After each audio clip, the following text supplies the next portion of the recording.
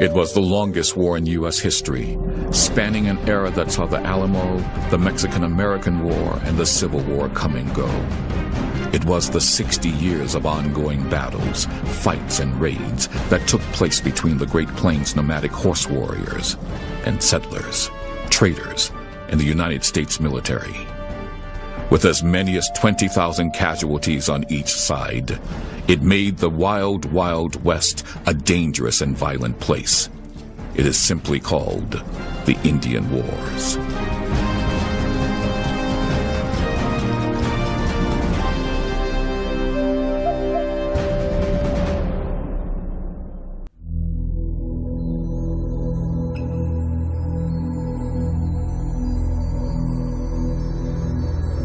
People have occupied the Americas for perhaps as long as 40,000 years. Over these years, they have created great civilizations equaling any found in Europe, Asia, and Africa. In North America, Paleo-Indians hunted the mammoths and mastodons. They were replaced by archaic Indians who lived from 5000 to 1000 BC. They left behind remarkable cave art.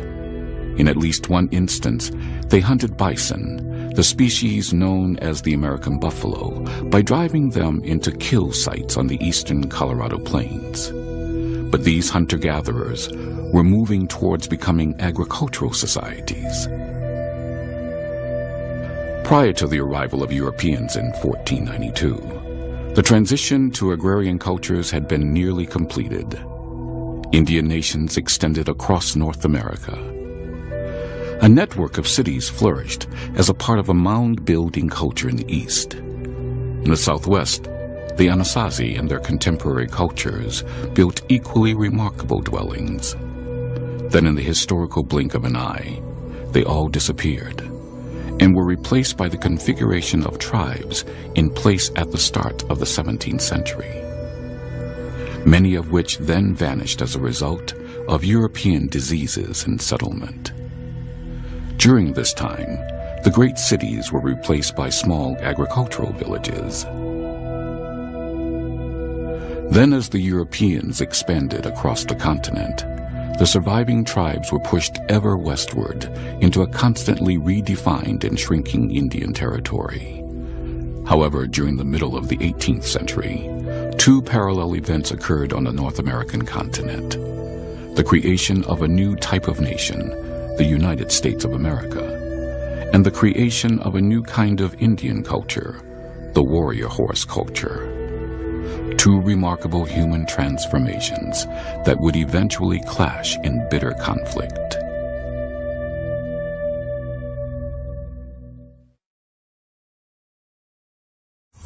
Two large mammal species played an equally critical role in creating the remarkable Plains Indians culture. One was the horse, an animal brought to the New World by the Europeans. The other, a member of the cattle family, was the American buffalo, indigenous to the continent. The American buffalo can trace its ancestry back to the Pleistocene era, when its relatives roamed among the mastodons, mammoths, giant wolves, and lions. In fact, the buffalo is the lone survivor from that ancient time. A herd animal, the buffalo is covered with long, dark brown, woolly hair. It has a massive head, high humped shoulders, and a tufted tail. Fully grown, buffaloes are 5 to 6 feet high at the shoulders and can weigh as much as a ton. Like other members of the cattle family, they thrive on grasses. Prior to the 1800s, it is estimated that the buffalo population ranged somewhere between 60 to 80 million. They were found wherever prairie grasses grew, from Canada to Texas, and from the Rockies to Ohio and Kentucky. It was said that when one of the vast herds moved through an area, it kicked up a cloud of dust, darkening the sky. For 10,000 years, buffalo had been hunted on foot by the Native American tribes, but were never the principal source of food and material for the Indian, as the deer or elk were. That changed with the arrival of the Europeans and their horses. The horse was particularly important to the Spanish in their conquests and explorations. The Spanish-Iberian Mustang was not a huge grain-fed animal like the horses from northwestern Europe and the British Isles. It was a desert-bred animal that could live entirely off grasses and go for long periods without water. It was capable of carrying a man in heavy armor over miles of burning desert and dry high plains. In 1680, there was a massive uprising by the Pueblo Indians against their Spanish overlords.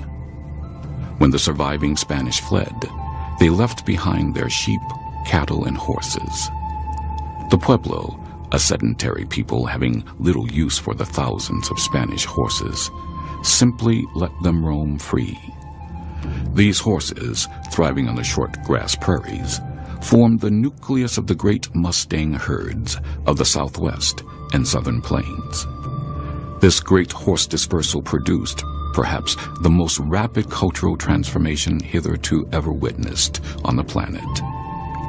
Within 100 years, a number of Native American tribes on both sides of the Great Plains had transformed themselves into nomadic, buffalo-hunting horse cultures with names like the Cheyenne, the Sioux, the Comanche, the Kiowa, and the Arapaho.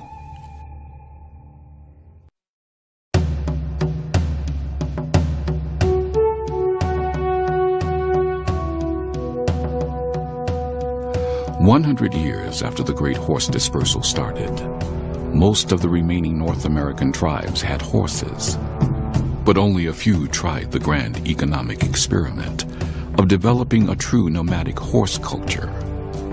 At the same time, the short grass prairie offered a huge unoccupied region for expansion.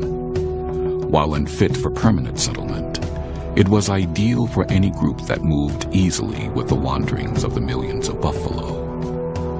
The horse provided the vehicle, and the buffalo provided a virtually inexhaustible supply of high-quality protein, giving the tribes willing to venture onto the plains the chance for rapid population growth. Each of these tribes has a unique story of its transformation into a horse culture. The why has long been lost, but the journey has been recorded. Looking at the Great Plains as a sea of prairie grass, all the eventual nomadic tribes started in the north, 3 from the eastern shore and 4 from the western shore. Unlike the other horse cultures, the Navajo and Apache moved into their 18th and 19th century homelands prior to the arrival of the Europeans in the 16th century. They were part of a very large subarctic group generally referred to as the Athabascan-speaking Indians. Their ancestral home covered a large part of Canada's Northwest Territory. Anthropological records indicate these people lived in small family groups, were nomadic, and hunted caribou. Sometime between 900 and 1400 AD, a group identified as the Southern Athabascans migrated south into present-day West Texas, New Mexico, and Arizona. When the Spanish arrived in 1540, they were already split into 2 distinct groups, the Apache and the Navajo. Each had their own territories and customs. And because of their close proximity to the Spanish, they were the first to tame horses. In fact, in 1659, the Navajo were the first Indians to attack Europeans using horses.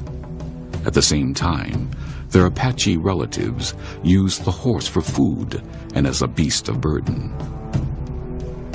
The Navajo were more settled than the Apache. Like most tribes who had names for themselves, such as the True Ones, Only Ones, Real People, and Human Beings, the Navajo referred to themselves as Diné, meaning the people. They lived in permanent dwellings known as hogans. These 8-sided buildings were perfect for the desert Southwest, remaining hot in the winter and cool in the summer. Capturing horses, sheep, and goats from the Spanish, the Navajo established herds of their own. They became excellent weavers, and their rugs and blankets became highly valued trade goods. The most important person in the Navajo family was the woman, who owned the land, the home, and the livestock. All Navajo life centered around the family, including religious ceremonies. One of the most important was a healing ceremony known as the Night Way. In this ceremony, the Navajo used sand paintings like this one to heal the sick. Shamans, called singers, created these sacred pictures using crushed rock of many colors. While the Navajo practiced more settled activities like farming, the Apache preferred raiding and hunting. Indeed, the Apache moved seasonally with the antelope, elk, deer, and buffalo. Traveling in small groups or as individual families, they would set up a circular hut known as a wickiup. Each wickiup housed a family. From these camps, the Apache raided the Spanish or other tribes, capturing sheep and goats, which they ate, and mustangs, which they used primarily as pack horses. The Apache, though they numbered less than 5,000, were among the most warlike of the Indians and had long-running feuds with almost every other tribe of the southern plains and desert Southwest. They formed no religious institutions, but looked for spirituality in everyday life. The famous Chiricahua leader Geronimo, who was also a healer, explained, "We had no churches, no Sabbath day, no holidays, and yet we worshipped. Sometimes the whole tribe would assemble to sing and pray. Sometimes in a smaller number, perhaps only 2 or 3. Sometimes an aged person prayed for all of us." Unlike later arrivals to the plains, neither the Apache nor the Navajo formed any significant military alliances with other tribes.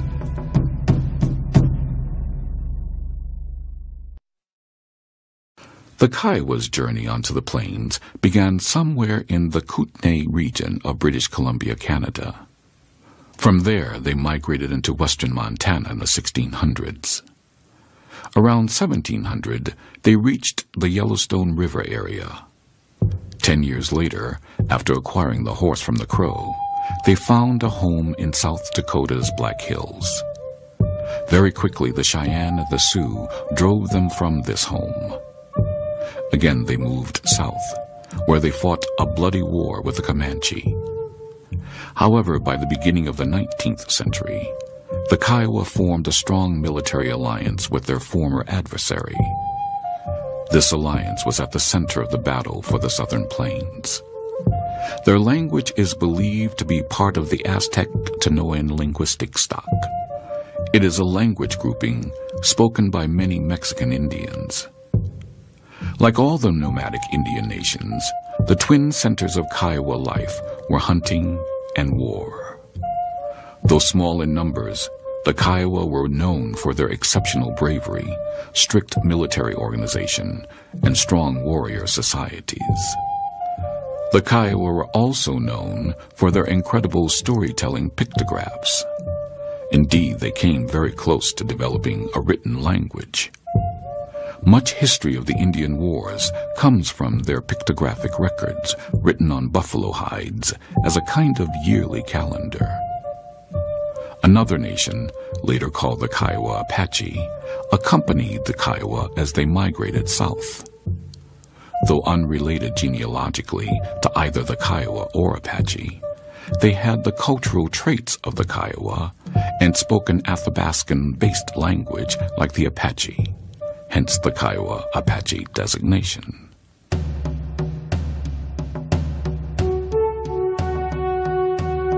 Their Uto-Aztecan language places the Comanche as part of the Shoshone Nation that occupied a large part of the Great Basin area of Wyoming, Utah, and Nevada. Sometime in the 17th century, a small band of Shoshone from the mountainous region of Wyoming migrated south along the Rocky Mountains. Around 1700, they acquired horses, and by 1720, they were in present-day Kansas. By this time, they had become the finest horse breeders on the plains, owning the largest and richest herds of Indian ponies in the West. For the next 150 years, the Comanche would lord over the most expansive Native American empire the continent would ever see. Master horse warriors, the Comanche fought and defeated the Apache and the Spanish. It is said that the Comanche killed more whites than any other Indian tribe.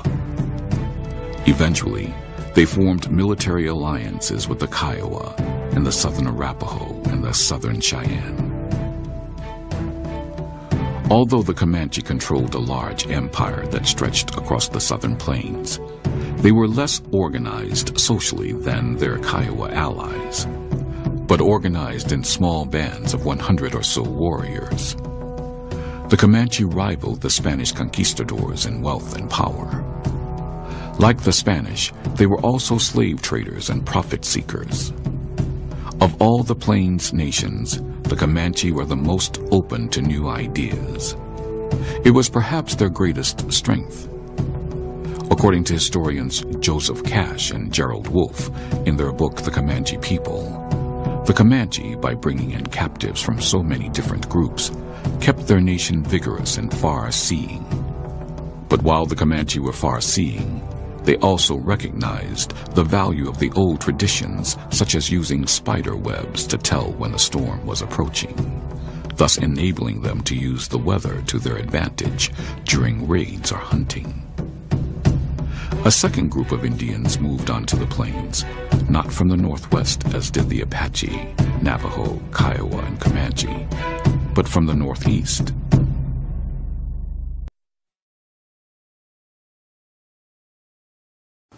At one time, both the Cheyenne and Arapaho were part of a large village-dwelling group of Indian nations known as the Woodland culture that lived in the upper Great Lakes region of the United States. The Cheyenne and Arapaho were both Algonquin-speaking people. The exact ancestral homeland of the Arapaho is unknown, but many believe they once lived along the banks of the Red River, between the border of North Dakota and Minnesota. Sometime in the 1700s, the Arapaho arrived near the headwaters of the Missouri River. From the headwaters of the Missouri, the Arapaho pushed south towards the Black Hills. Though they made a military and economic alliance with the Cheyenne, they warred with the rest of the Plains tribes, including the Sioux, Pawnee, Comanche, and the Shoshone. In fact, it was by stealing their horses that the Arapaho became a full-fledged horse culture. The Arapaho practiced and perhaps originated the Sundance. An annual event, the Sundance was a test of endurance for the participants, as they had to dance and perform rituals for days, often staring into the sun. While the Arapaho were fierce fighters, they were known more for their welcoming ways than their warlike nature. This characteristic stemmed from their form of government, which used consensus to make decisions for the tribe. Usually consensus was reached among the adult men and some of the elderly women. Unlike the Comanche, who did not allow women to have any authority at all, elderly Arapaho women held the authority on religious matters. When a child was born, the umbilical cord was placed in a special beaded case and attached to the child's cradle as an amulet. When the child learned to walk, he or she carried the amulet with them wherever they went. The first historical record of the Cheyenne was in 1680, when a group of Cheyenne encountered the French explorer La Salle in present-day Illinois. Shortly after this encounter, the Cheyenne moved westward, separating from their woodland neighbors. Still living in permanent villages, they farmed along the Missouri River in North and South Dakota during the mid-1700s. But at century's end, they had lost the corn, as their legend told, and became a true nomadic horse culture. For a brief period, they occupied the Black Hills, only to be pushed out by the Sioux. Perhaps the most important Cheyenne ceremony was the medicine arrow rite, also known as the arrow renewal ceremony. At the end of spring, the Cheyenne arranged their teepees in a crescent with a great medicine lodge at its center. Then, for 4 days, the entire tribe concentrated on renewing the power of their weapons through 4 sacred arrows, which were thought to have supernatural power over men and buffalo. In the 1830s, some Cheyenne and Arapaho gravitated to the trading post at Bent's Fort on the Arkansas River, while others preferred to trade on the Missouri and Platte. The two groups eventually made an informal division. Eventually, the Northern Cheyenne and Arapaho would ally themselves with the Sioux in the battle for the Northern Plains, and the Southern Cheyenne and Arapaho would align themselves with the Kiowa and the Comanche in the battle for the Southern Plains. It has been said that no tribe suffered more during the Indian Wars than the Cheyenne.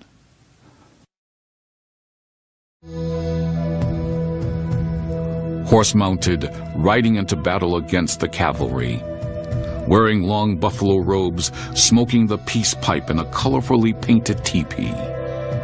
For most Americans today, these are the images of what the American Indian was like. These are actually images of only the Plains Indians, more than likely the Sioux.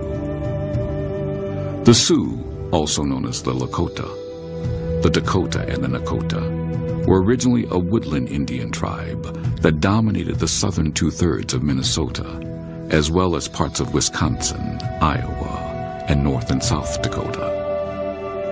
Unlike the neighboring Algonquin-speaking woodland Indians, the Sioux spoke their own language, Siouan. There were 4 ancestral branches of the Sioux: the Santee, which was made up of 4 distinct bands; the Yankton, with only 1 band; the Yanktonai, formed from 3 bands; and the largest and best-known branch of the Sioux, the Teton, also known as the Lakota. It included the Ogallala Band, the Brule, the Hunkpapa, the Miniconjou, and 3 lesser-known bands. It was the Lakota branch that first gained the horse and spread west to the Black Hills and beyond. It was the Teton branch that became one of the most formidable combatants in the Indian Wars. And it was the Teton who had the greatest number of warriors on the plains and inflicted the greatest defeats on the United States cavalry. Aside from their warlike prowess, among the Plains nations the Sioux were known for their kindness, charity, and brotherhood. Each Plains nation had its own creation myth and its own sacred person or spirit who came to earth and gave it the traditions necessary for a healthy life. According to Sioux legend, a white buffalo maiden came to them, bearing a pipe and instructions on how to live. The pipe represented the covenant between the Sioux and the buffalo. Like the Kiowa, the Sioux kept a pictographic record of their history known as the Winter Count. Drawn on buffalo skins, it recorded the momentous events of the year with a single picture. 3 other tribes became expert horsemen living at the edges of the Great Plains. They were the Crow, the Blackfeet, and the Pawnee. While they participated in the Indian Wars, they never developed a true nomadic lifestyle. By the start of the sustained fighting that culminated in the final phase of the Indian Wars, the Plains Indian tribes had settled into stable territories. By this time, the 7 tribes, while retaining a number of distinctive features such as language, shared many customs and ways derived from becoming nomadic, buffalo hunting, horse-oriented cultures.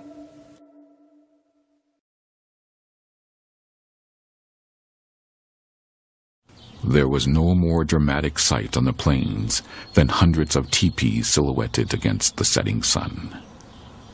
Life on the plains for the Indian nations that followed the buffalo required a living structure that was big enough to hold a family, was warm in the winter and cool in the summer, sturdy against the fierce prairie winds, and perhaps most importantly, the Plains Indians needed a structure that was readily transportable, easily assembled and disassembled. The teepee fit these needs perfectly. In the Sioux language, teepee meant dwelling. The Upper Great Lakes tribes had smaller versions of the teepees seen in historic photographs. Teepee size for those early Indians was restricted by the lack of carrying capacity of the domestic dogs that were used for transportation. That restriction was removed with the arrival of the horse. The materials for a teepee came from the buffalo and the lodge poles cut from pine woods. Gathering these materials, hunting the buffalo and cutting and trimming the lodge poles was done by the men. The rest of the work was done by the women. Not only did the women tan the hides and sew them together, they were also responsible for putting up the teepees. The basic design of the teepee was remarkably simple. Buffalo hides stretched over a framework of lodge poles. Erecting a teepee was simple as well. First, 3 poles formed the tripod base to which additional poles were added. When this was done, the cover, perhaps made up of as many as 20 buffalo hides, was lifted into place and secured at the top. The bottom edge was pegged to the ground, and the entrance flap was put in place with more wooden pegs. The last 2 poles were used to control the smoke flaps.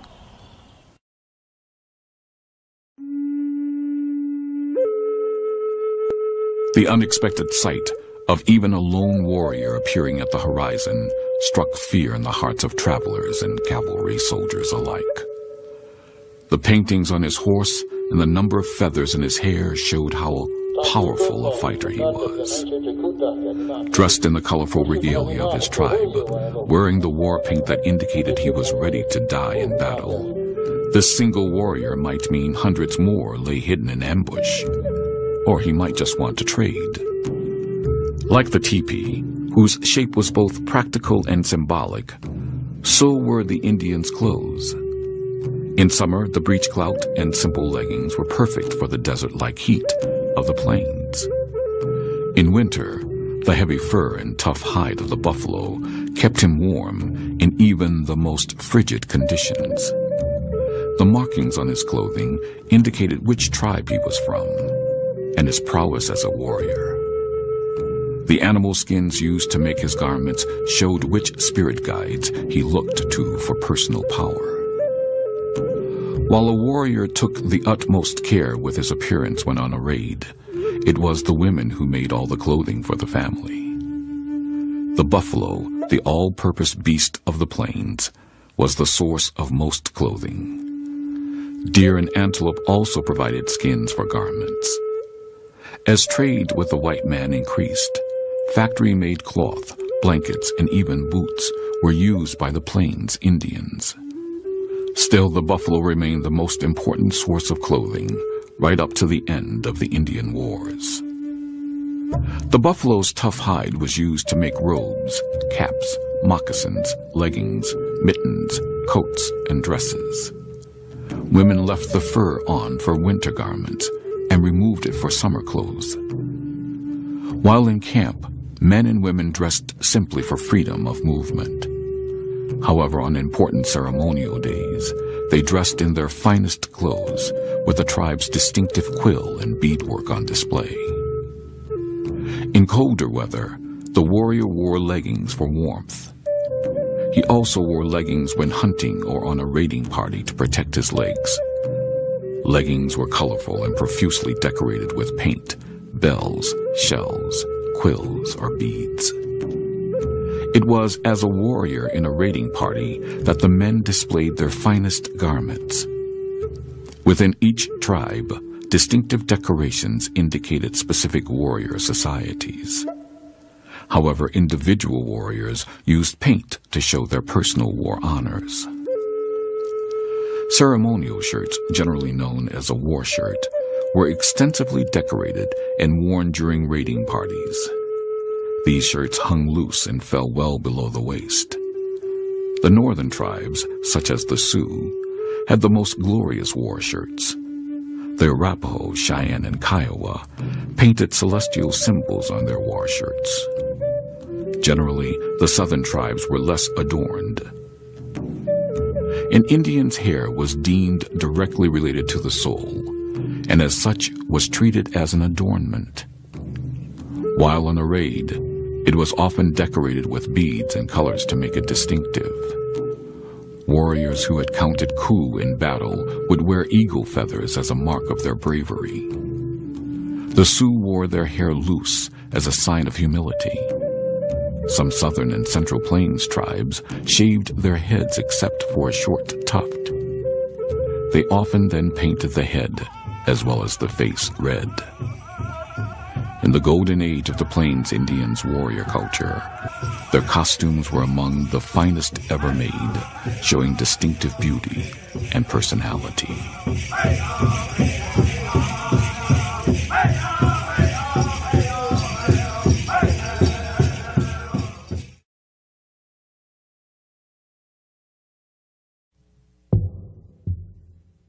It was the well-ordered social structure of the 7 Indian nations that enabled them to thrive in the harsh environment of the plains and desert, and battle the U.S. military to a standstill for nearly 40 years. It was a social structure that was organized into groupings within groupings. At its base was the family.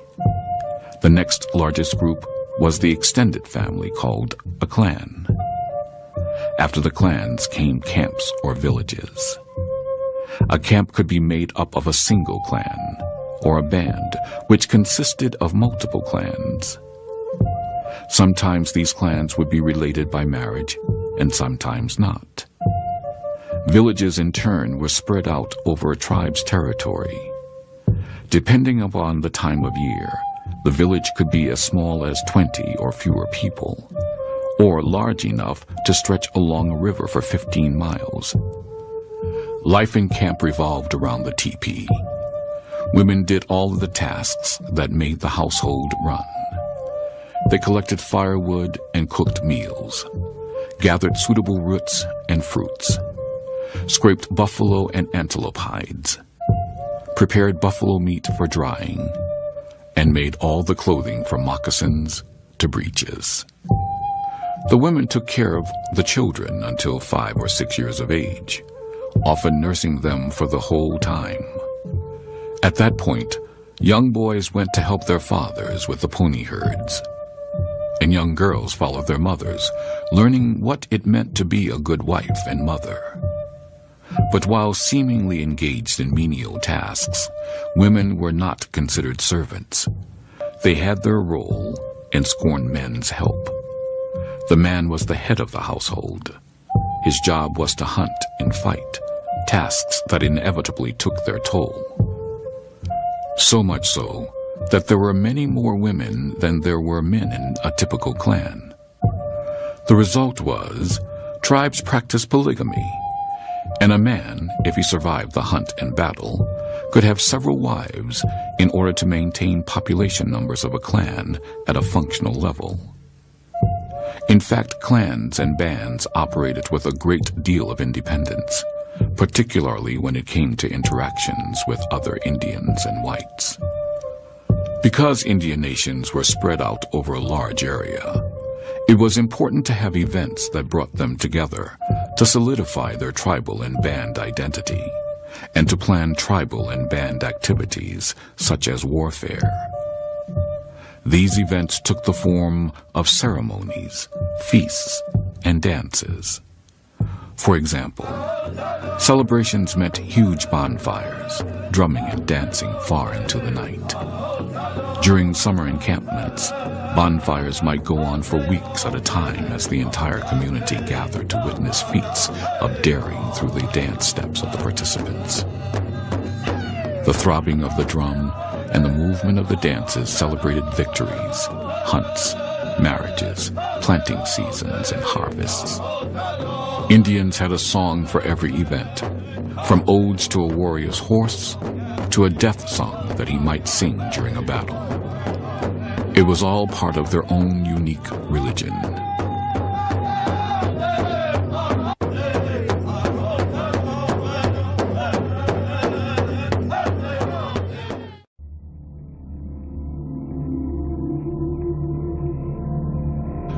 To the Plains Indians, everything in the world served a purpose in their lives. The sun, the mountains, the animals, the rivers, the trees. Everything in a warrior's natural environment had a connection to the Creator, and therefore was filled with its own mysterious force. God, or the Creator, or the Great Spirit, was not separate from the earth. This meant everything was sacred. The many rituals and ceremonies of the tribe connected its members to the earth and everything in it, as well as to the Creator of all things. As a result, the Plains Indians believed that they could, through ritual, directly connect and participate with God, or the spirit world. The most important ritual for every warrior was the Vision Quest. The quest lasted from 2 to 4 days and included fasting, staying awake, and crying for help from the spirits.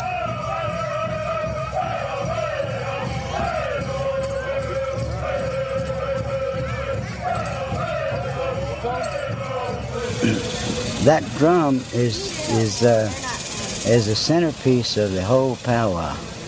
It's like the earth. The earth is round, and everything in that circle, it touches. When you go in, like we are like now, you go in, you come into this, but when it closes up, you can't see here or anything. So what's going to happen? You're going to, once somebody tells you, you're in your mother's womb, and you have no clothes, you're naked. So when you go out, when this opens up, you don't run out. You're going to crawl out, I guarantee you, because of what happened in here. So when you crawl out like when you were a baby. See? So when you take the water and spill it on yourself, you took everything and put it back in it, so you start anew. Vision quests were used by warriors to provide them with a direct link to the spiritual world, and to aid them in finding supernatural protection. The dance and the beating of the drum were, and still are, of great importance to the Plains Indians. By 1840, economic and social transformation of the Plains Indians from agricultural and sedentary societies to nomadic warrior hunters was complete. The military alliances among the tribes and their territories would not change over the next 50-year span on the plains. This period was called the Indian Wars. Ironically, at a time when much of the Western world was experiencing the Industrial Revolution, the Plains Indian horse culture had completed a grand experiment in producing a true warrior society, one that would nobly fight for its land and way of life.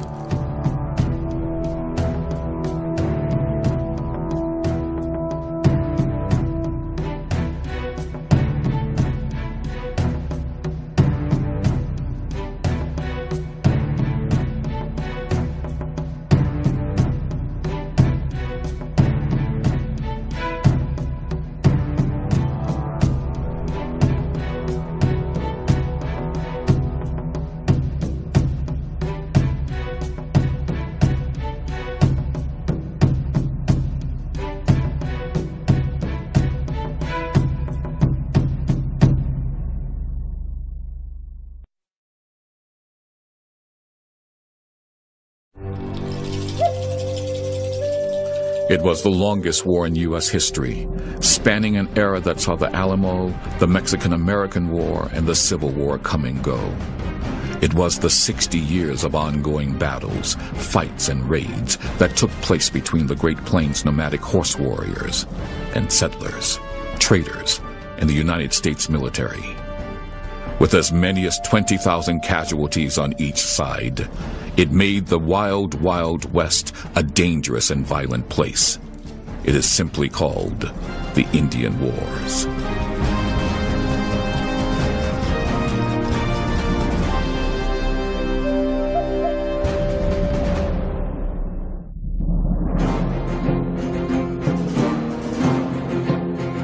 The year was 1837. Martin Van Buren was in the White House. The famous Santa Fe Trail busily carried traders to New Mexico, and the fledgling Oregon Trail transported a few settlers and missionaries to Oregon country.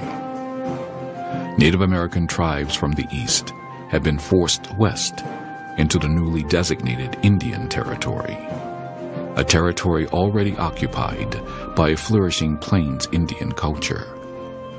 And Stephen Watts Kearny, the father of the U.S. Cavalry, wrote his Manual for the Exercise and Maneuvering of United States Dragoons. The Dragoons were the forerunner of America's celebrated frontier cavalry, soldiers on horseback. Organized in 1833, the Dragoons were the elite troopers of the frontier army. Their job was to police the western plains. Their weapons were the Prussian-style saber, known as Old Wristbreaker, the muzzle-loading .52 caliber rifle, and a .54 caliber pistol, both of which could blow a hole in a man the size of a melon. They also possessed formidable mountain howitzers. They dressed in flashy, striking uniforms of dark blue, with yellow piping, much like those the cavalry would later wear. In 1851, the official uniform was changed to blue with orange trim, no doubt meant to impress the colorfully painted Indian warriors of the plains. On the frontier, there were no buildings or structures to house these troops, so a series of forts was built, roughly paralleling the 95th meridian from Minnesota to Texas, a boundary separating Indian Territory from white settlements. Typical of these military posts was Fort Scott. In 1842, Companies A and C of the 1st and 2nd Dragoons were sent to what would become eastern Kansas. Assisted by only a handful of artisans and using local resources, their first task was to build the fort they were to occupy. The men completed the post in 1846 for a mere $32,000. Like most large military posts on the western frontier, Fort Scott was not enclosed by walls and resembled a village more than a traditional fort.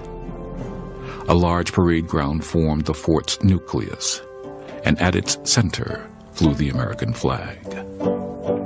The parade grounds were ringed by a complement of buildings: officers' quarters, barracks to house the cavalry and infantry, stables for the horses, and an assortment of specialty buildings: guardhouse, blacksmith shop, weapons and munition storage, bakery, and the quartermaster or supply house. A dragoon regiment was divided into 10 companies of about 75 officers and men in each unit: a captain, first lieutenant, second lieutenant, 4 sergeants, 4 corporals, 2 buglers, 50 privates, a blacksmith, and a farrier who treated the horses. During the construction of Fort Scott, the new Indian Territory was relatively quiet, free of major conflict between the native tribes and whites. However, in May of 1834, one of the dragoons' first major duties was to escort a wagon train along the Santa Fe Trail to Mexican territory. Colonel Henry Dodge took 8 companies of the 1st Dragoons into Indian Territory. In June, he recovered a white captive and conducted the first major conference with the heretofore nearly unknown Comanche and Kiowa tribes. Born in 1794, Kearny began his military career as a lieutenant in the War of 1812. A strong proponent of manifest destiny, he led the nation's move westward as an explorer and soldier. By the spring of 1845, he was ready to provide an impressive display of dragoon power to the Plains tribes. Kearny gathered 5 companies of dragoons, including a company from Fort Scott, and crossed the Great Plains.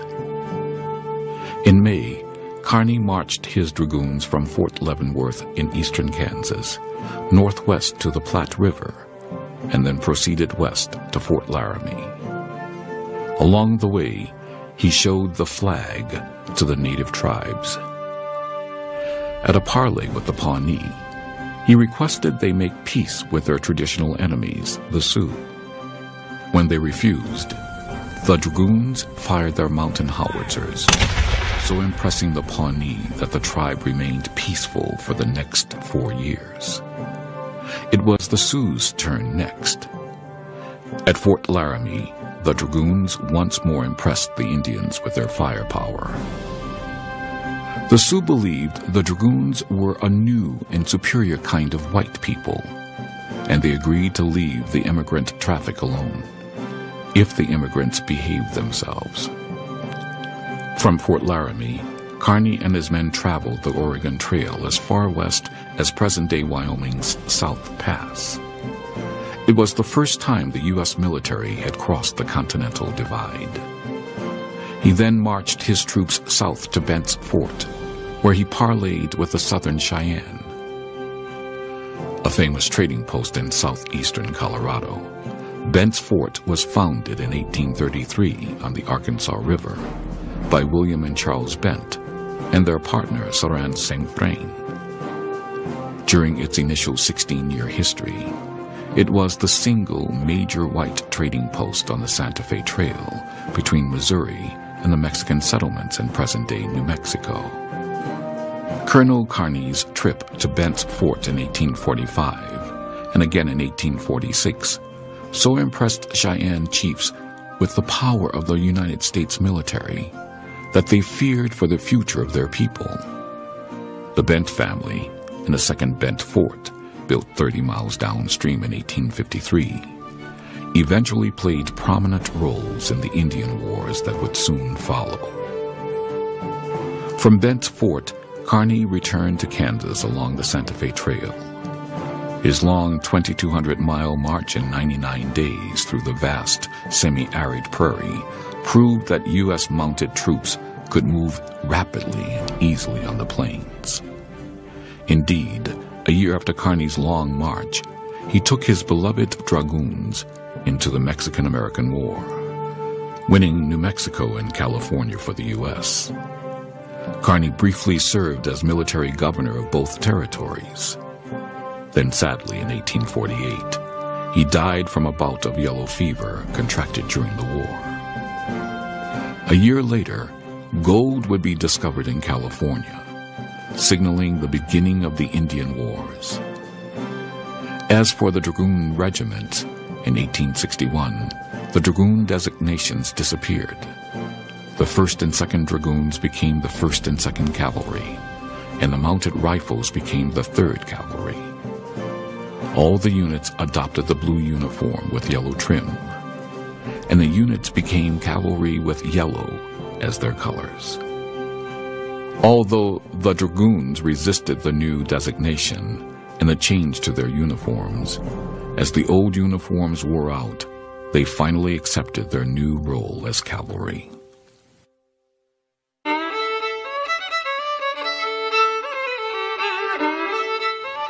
The Mexican-American War was a turning point for the U.S. military. For the first time since George Washington's winter at Valley Forge, the United States government created a large-scale professional army. After the Mexican-American War, America was a continental nation extending from the Atlantic to the Pacific.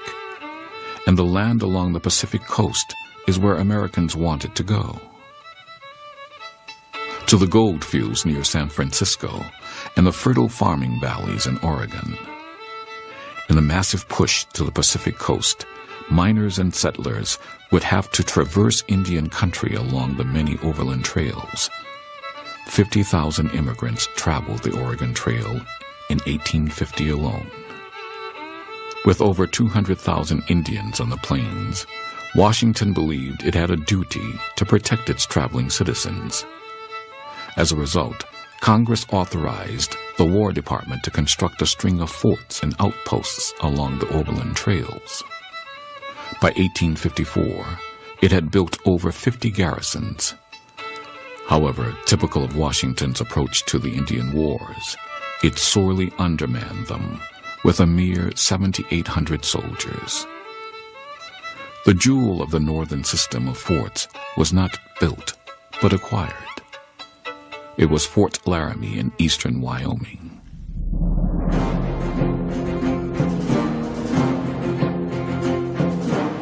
Fort Laramie had started out as a trading post for trappers and Indians. In 1849, the Army's Adjutant General, Roger Jones, directed that a post be established at or near Fort Laramie.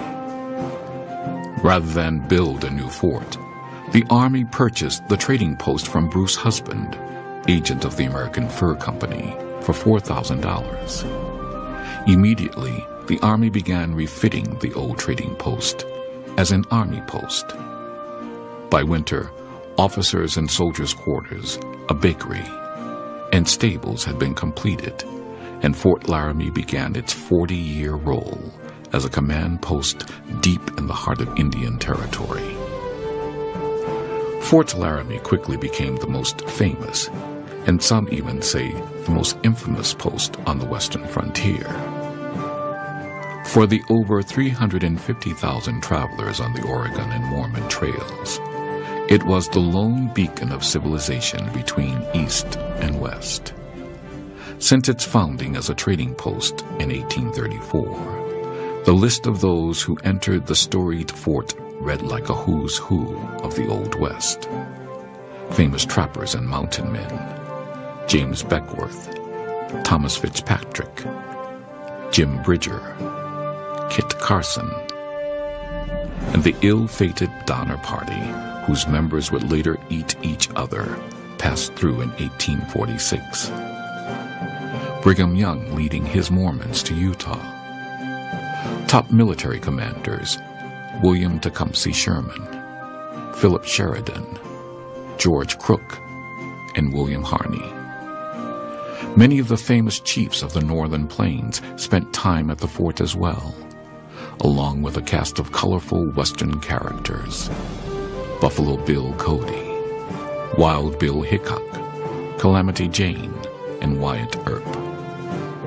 Less famous, though perhaps more important, were the troopers who manned the fort on a daily basis.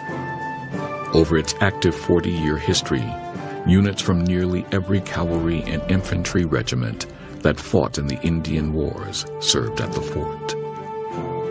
But in 1849, it was the mounted riflemen and infantry soldiers who rode out from Fort Laramie to maintain the Oregon Trail. Patrols also escorted travelers, providing protection against the oftentimes curious Native Americans, who at this time had rarely, if ever, seen a white man. The mounted riflemen, like the dragoons, was a short-lived regiment, lasting a mere 15 years.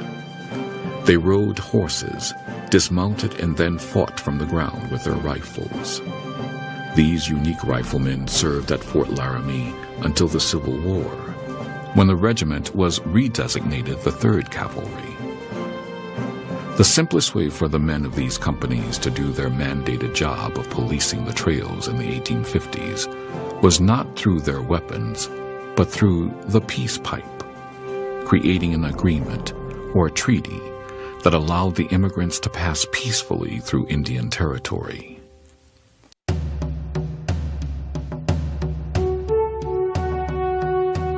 Peace treaties had been the primary tool for negotiating with native tribes since the Dutch acquired Manhattan in 1624. They were in effect giant parties where Indian chiefs and representatives of the U.S. government met to hammer out, in the short term, who would get what land and how the parties would behave towards each other. The key figure in what would be called the Laramie Treaty was legendary mountain man Thomas Fitzpatrick, known among the Indians as Broken Hand. The Plains tribes knew and trusted Fitzpatrick, and the old mountain man knew that if something weren't done, soon the Indians would rise up against the ever-growing number of travelers on the Oregon Trail. Consequently, in 1849, Fitzpatrick sent word to Washington, requesting that a peace conference be called at Fort Laramie. Early in 1851, Congress appropriated $100,000 for such a purpose. But would the tribes respond? Once the snows were off the plains in the spring of that year, Fitzpatrick sent out trappers, mountain men, and some Fort Indians to invite all the Plains tribes to a peace conference. Everyone waited throughout the summer. Then in September, clouds of dust obscured the horizon. Fitzpatrick and the government representatives were awed by the arrival of more than 10,000 Indians from the northern plains, including such hereditary enemies as the Cheyenne and Shoshone, Sioux, and Crow.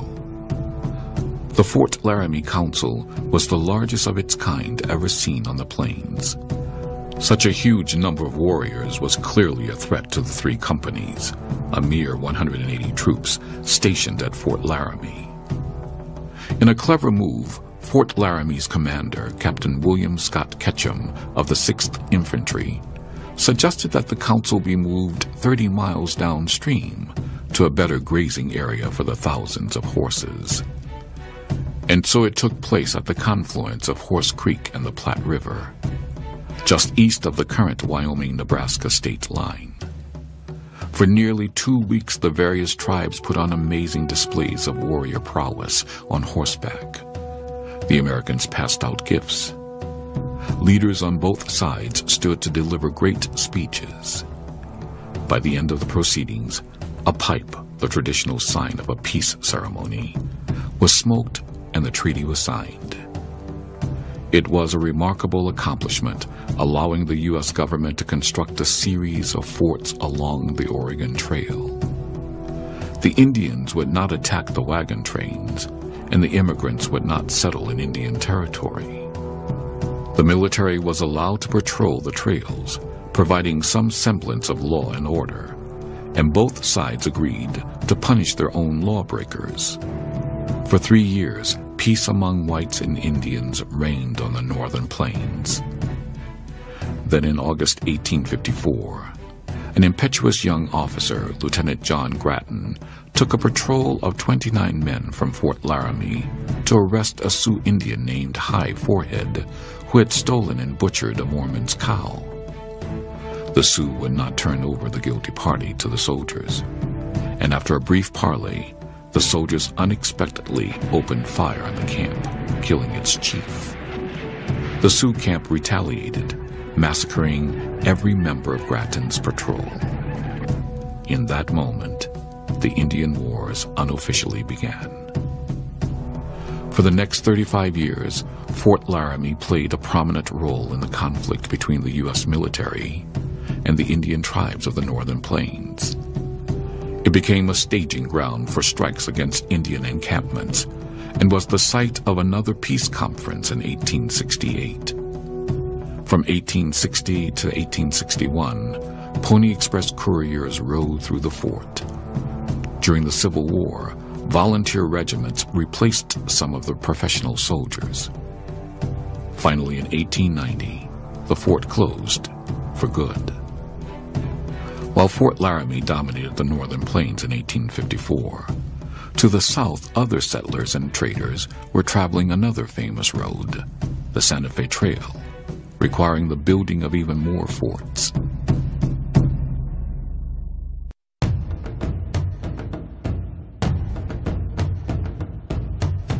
While the northern tribes had fewer encounters with whites before the 1850s, The southern Indians, Kiowa, Comanche, Navajo, and Apache, had a long, violent history of conflict with Europeans. The Comanche, Apache, and Navajo had repeatedly defeated the Spanish, who were ill-prepared to rule the harsh southern plains. Later, they regularly raided Mexican and Texas settlements. Now that their lands had officially become part of the United States, the War Department was pressed to end the Indian threat to the Santa Fe Trail.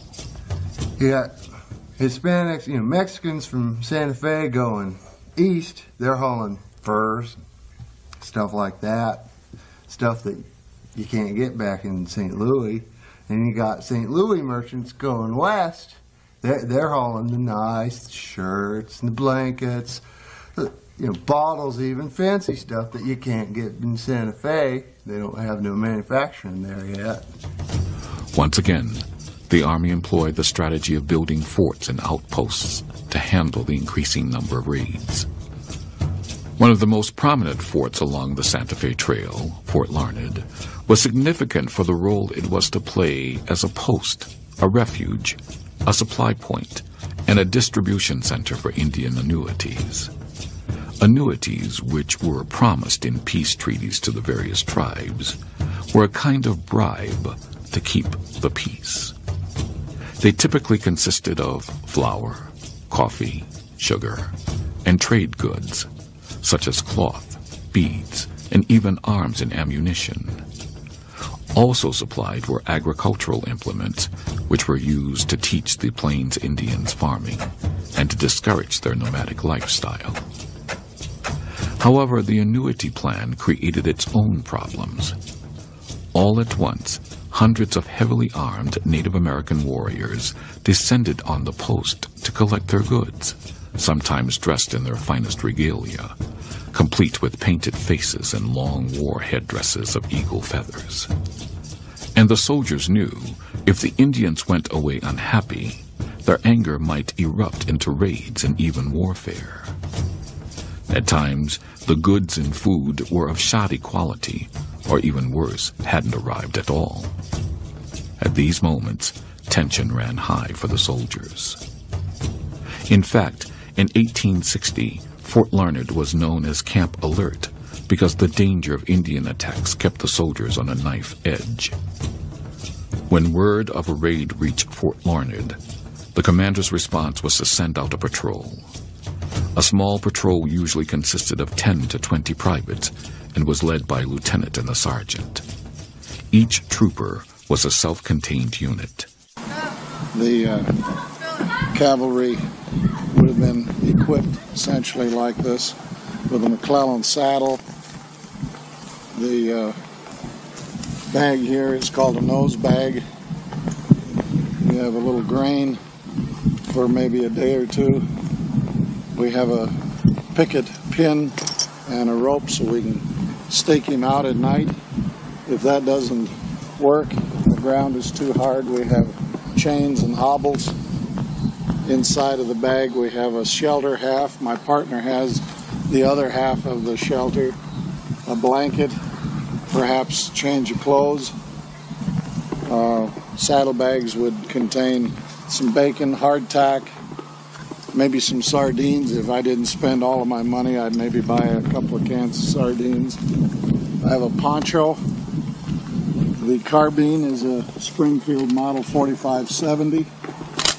We also carried a Colt, which was a Model 1873 Colt 45, the Army Colt.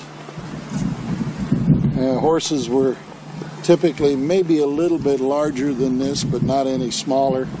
Enthusiastic troopers often carried personal weapons such as extra pistols and knives when on patrol. Because the Indians roamed freely across the vast prairie, the Army had difficulty finding raiding parties. They relied on mountain men and trappers, who were skilled trackers as scouts. These intrepid men had learned the Indians' habits and customs, and often knew the area as well as they did. Wearing uniforms marked by red stripes, infantry soldiers did not carry swords, but had bayonets. Their standard rifles, usually a .58 caliber muzzle-loading musket, were longer ranged than the cavalry's arms and laid down a better field of killing fire. Then in 1861, everything changed.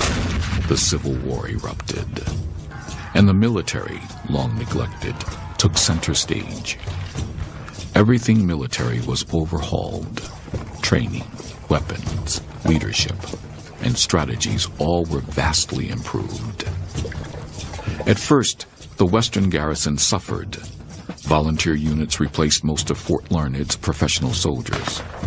But when Indian raids threatened critical supplies carried along the Santa Fe Trail, the Union sent 2 companies of cavalry to Fort Larned, and the trail once more became quiet until 1864, when a much-anticipated Indian uprising swept the prairie.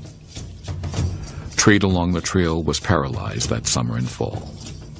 As a result, larger, more punitive expeditions were sent out from Fort Larned and Fort Lyon.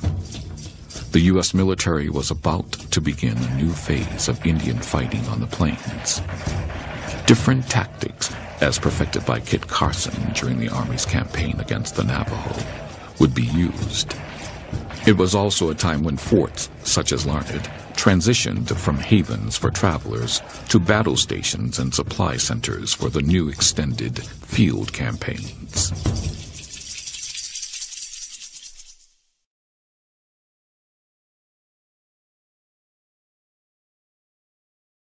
Born in 1809, Christopher Kit Carson, known as Rope Thrower to the Indians, became one of America's greatest frontier heroes in the mold of George Rogers Clark, Daniel Boone, and Davy Crockett. At the age of 16, he left home and started trapping, eventually becoming a legendary mountain man. His explorations led him the length of the Rocky Mountains into California. It was a time when few men survived the rugged travel through the mountains and deserts of the West. However, Carson had learned the ways of the Indians. By the time he was 40, his exploits were the tales told in salons of eastern cities. An unusual man along the rough and tumble community of mountain men, Carson, according to fellow trappers, was clean as a hound's tooth, and a man whose word was as sure as the sun coming up. He would soon become one of the pivotal commanders in the Indian Wars. The Navajo were a warrior culture that occupied the canyonlands of present-day New Mexico and Arizona. They had become a horse society before the famous nomadic tribes exploded onto the plains. After the Mexican-American War, the Navajo were in constant conflict with the United States military.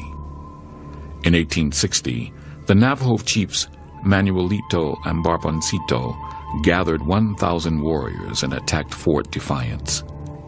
The fighting was hand-to-hand, and the Navajo very nearly succeeded in capturing it. But when the dust settled, the army decided that it had to make an example of the Navajo in order to teach the desert Indians that they could not attack American soldiers. All-out war fell upon the tribe. For a year, U.S. Army Colonel Edward Canby chased after the elusive Navajo, but could not capture them. When the Civil War broke out a year later, the Navajo were temporarily forgotten. But in 1862, Union Brigadier General James Carleton led a force of men from California to fight Confederate troops. But by the time he arrived, the rebels were already retreating. Carleton turned his attention to the Navajo, determined to subdue them, completing what the Army couldn't do in the years before the Civil War. Carleton sought the help of Kit Carson, a longtime friend of the Navajo. Carson had been appointed a colonel in the 1st New Mexico Infantry in September 1861. Carson understood the Navajo.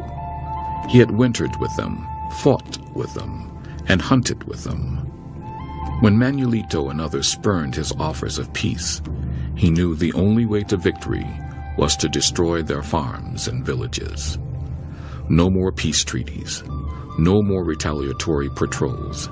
Instead, search them out and destroy them. So Carson, the one-time ally of the Navajo, began his scorched earth policy, destroying their fields, their crops, their livestock, and orchards. Within only a few months, the Navajos, starving and dressed in rags, surrendered and were sent to Bosque Redondo Reservation on the Pecos River, far from their homeland.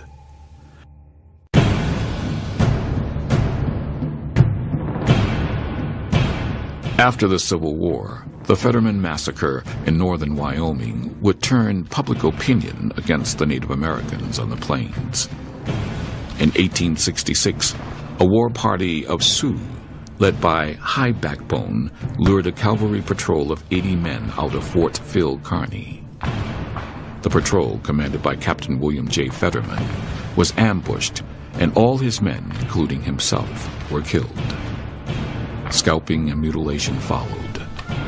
Shocked and outraged, Americans demanded something be done. From the United States government point of view, the Plains Indians could no longer be allowed to live their nomadic lifestyle. For the whites, one disturbing facet of the Indian Wars was the Indian tactic of random raiding and killing. Rather than attacking the whites who had actually injured them, they took out their anger by raiding any available homesteads, wagon trains, or military patrols. Innocent settlers and travelers were terrified by the threat of their families being tortured and mutilated. A new approach was needed. The old military tactic of punishing the actual perpetrators of raids would never end the problem, since the guilty raiders could seldom be located. They needed to eliminate the threat at the source, find the Indian villages and destroy them, capture or kill their ponies, and exterminate their primary food sources. This was what Kit Carson had so successfully done with the Navajo in the mid-1860s. Two hardened Civil War veterans were put in charge of the operation, and further developed a total war strategy of eliminating the Indian problem once and for all. These two veterans were General Philip Sheridan and General William Tecumseh Sherman. William Tecumseh Sherman was one of the most celebrated generals of the Civil War and a man of military vision. In 1864, he was the first to apply total war to the rebellious southern states as Carson had once done a year earlier. Born in Lancaster, Ohio in 1820, he graduated from West Point, 6th in his class. Like many Union generals, Sherman had participated in the Mexican-American War, then rose to his highest distinction, fighting the Confederates.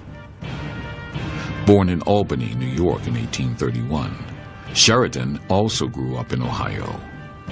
He attended West Point and graduated near the bottom of his class in 1853. Sheridan rose from obscurity to lead the Union's cavalry by war's end. His campaign in the Shenandoah Valley of Virginia smashed the South's most important agricultural region and helped to end the Civil War. Sherman brought his strategy of total war to the plains, and Sheridan refined it. Their shared philosophy of fighting Indians, summed up by Sherman, was simple. All Indians who are not on reservations are hostile, and will remain so until killed off. Successfully implementing search and destroy required that the Army execute extensive campaigns with large military forces operating away from forts for weeks, even months.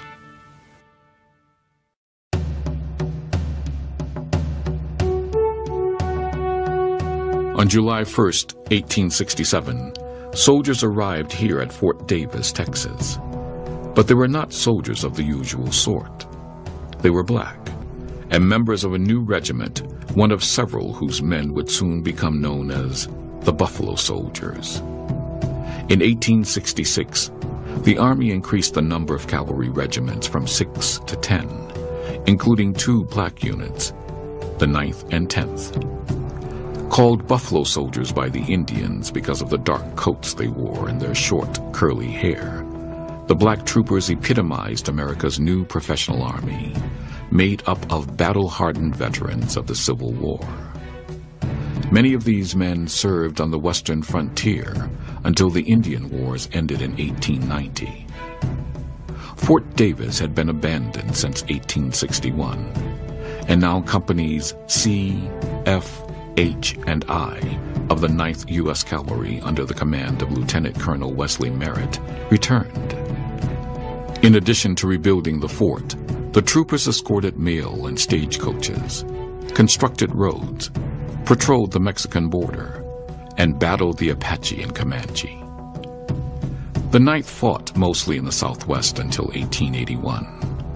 Later, units went to Kansas and Washington State. The 10th served with General Sheridan and were commanded by Colonel Benjamin Grierson, who had the 10th from 1866 to 1890 in the southern plains of Kansas, Oklahoma, and Texas. Disciplined and tough, the 9th and 10th fought in 127 confirmed battles with Indians, on average inflicting 4.6 casualties per skirmish. Units from both regiments served in the Spanish-American War, the Philippine Insurrection, and Pershing's 1916 punitive raid into Mexico. At the outset of World War II, the 9th and 10th Cavalry were disbanded, and their units absorbed into the Army.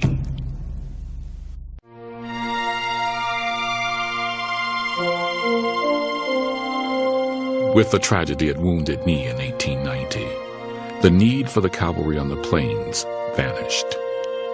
The once important forts were abandoned. The era of the wild, wild West was over. What remained was a 40-year chapter in U.S. military history.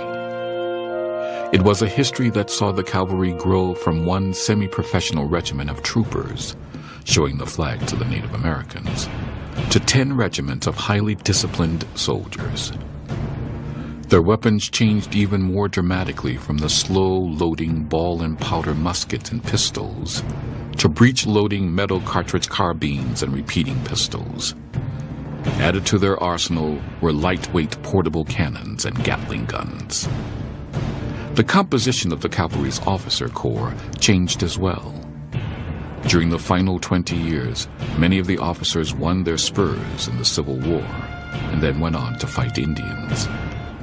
What didn't change was that the core of the rank-and-file soldiers continued to be comprised of immigrants, mainly from Ireland and Germany, with the Irish making up more than 20% of recruits and Germans 12%. Many of these men had been soldiers in their homelands and quickly adapted to American Army life, often becoming non-commissioned officers. In the 40 years from 1850 to 1890, over 70,000 men fought in more than 1,450 battles, inflicting an estimated 15,000 casualties on the Indians. During the same time, the number of troopers and civilians killed and wounded was around 12,000. Incredibly, more than 100 posts had been built on the plains during the Indian Wars. Even though the Indian Wars are long over, the tales of battles and individual valor will be told again and again in books, on the silver screen, and on television. The cavalry would once again arrive in the nick of time to save the day. Outposts such as Laramie, Larned, Davis, brave men, Kearney, Crook, Carson. Bold and daring to the point of recklessness, fighters like Custer and Fetterman. And visionary militarists like Sheridan and Sherman will live on forever. No other group fulfilled the romantic vision of the United States military like the U.S. Cavalry.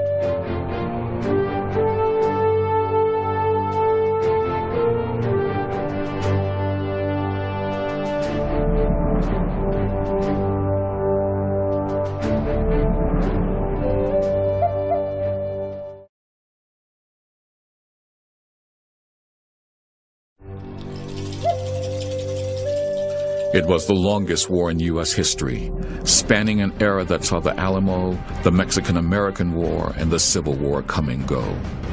It was the 60 years of ongoing battles, fights, and raids that took place between the Great Plains nomadic horse warriors and settlers, traders, and the United States military. With as many as 20,000 casualties on each side, it made the wild, wild West a dangerous and violent place.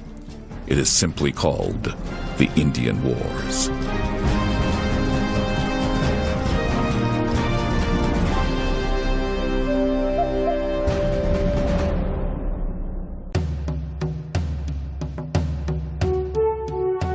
In the battle for the North American continent, between the native peoples and the Euro-Americans, nothing has fueled the emotions and imagination more than the massacres on both sides during the Indian Wars in the second half of the 19th century. However, these were only the final chapter in a bitter 250-year struggle. Prior to colonial settlement along the eastern seaboard, there were many Indian nations distributed throughout what would eventually become the United States of America. Three important groups controlled the region east of the Appalachian Mountains.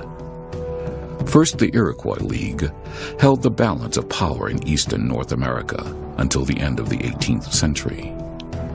Next, the Powhatan Confederacy held power over the middle and South Atlantic coast, including present-day Virginia, North and South Carolina, and Georgia. The largest group, the Algonquian-speaking tribes, live both east and west of the Appalachian Mountains. They formed a less powerful group that dominated the Great Lakes region and part of the Mid-Atlantic area. Further to the south and west were the Alabama, Caddo, and Tunica. Many of these tribes initially helped the colonists to thrive in the harsh conditions of North America, often symbolized by the first Thanksgiving in 1621 at Plymouth, Massachusetts. After that, the relationship between the colonists and Indians soon turned confrontational. At first, these hostilities took the form of skirmishes along the frontier, but soon evolved into wars. The first was the Pequot War in 1637. Fought in Connecticut and Rhode Island, it established a pattern for subsequent Native American warfare. When the Pequot refused to give up Indians who had murdered a white trader, the Puritans retaliated by attacking the principal Pequot settlement. Whites burned the village and slaughtered over 500 of its inhabitants. The surviving Pequot were relentlessly pursued until killed or driven out of the area. 40 years later, this strategy was used again in King Philip's War, 1675 through 76, to keep New England colonists from being driven into the sea. King Philip was given the name by the Puritans to a Wampanoag chief, Metacom. Though the Wampanoag were generally peaceful, King Philip resented white intrusions into their territory. In 1675, he led his tribe against the colonies of Plymouth, Massachusetts, Connecticut, and Rhode Island. The Indian raiding parties burned several New England towns, killed and captured hundreds of colonists, and almost succeeded in driving the Europeans out of New England completely. But colonial soldiers finally ended the threat by destroying the Indian villages and killing King Philip.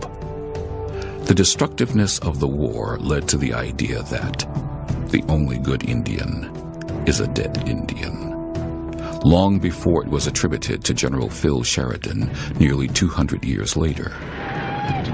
Perhaps 1,000 colonists lost their lives, and the percentage of loss as compared to the total population made Philip's War the most devastating in American history. Never again would the Native Americans come as close to kicking out the Europeans from North America. Far to the southwest, Spanish priests and settlers pushed into the desert occupied by the Navajo, Apache, and Pueblo. Conquering the Pueblo, the Spanish tried to enslave them and convert them to Christianity. This worked for the better part of the 17th century, until in 1680, a charismatic medicine man, Pope, led the Pueblos in revolt against their Spanish overlords.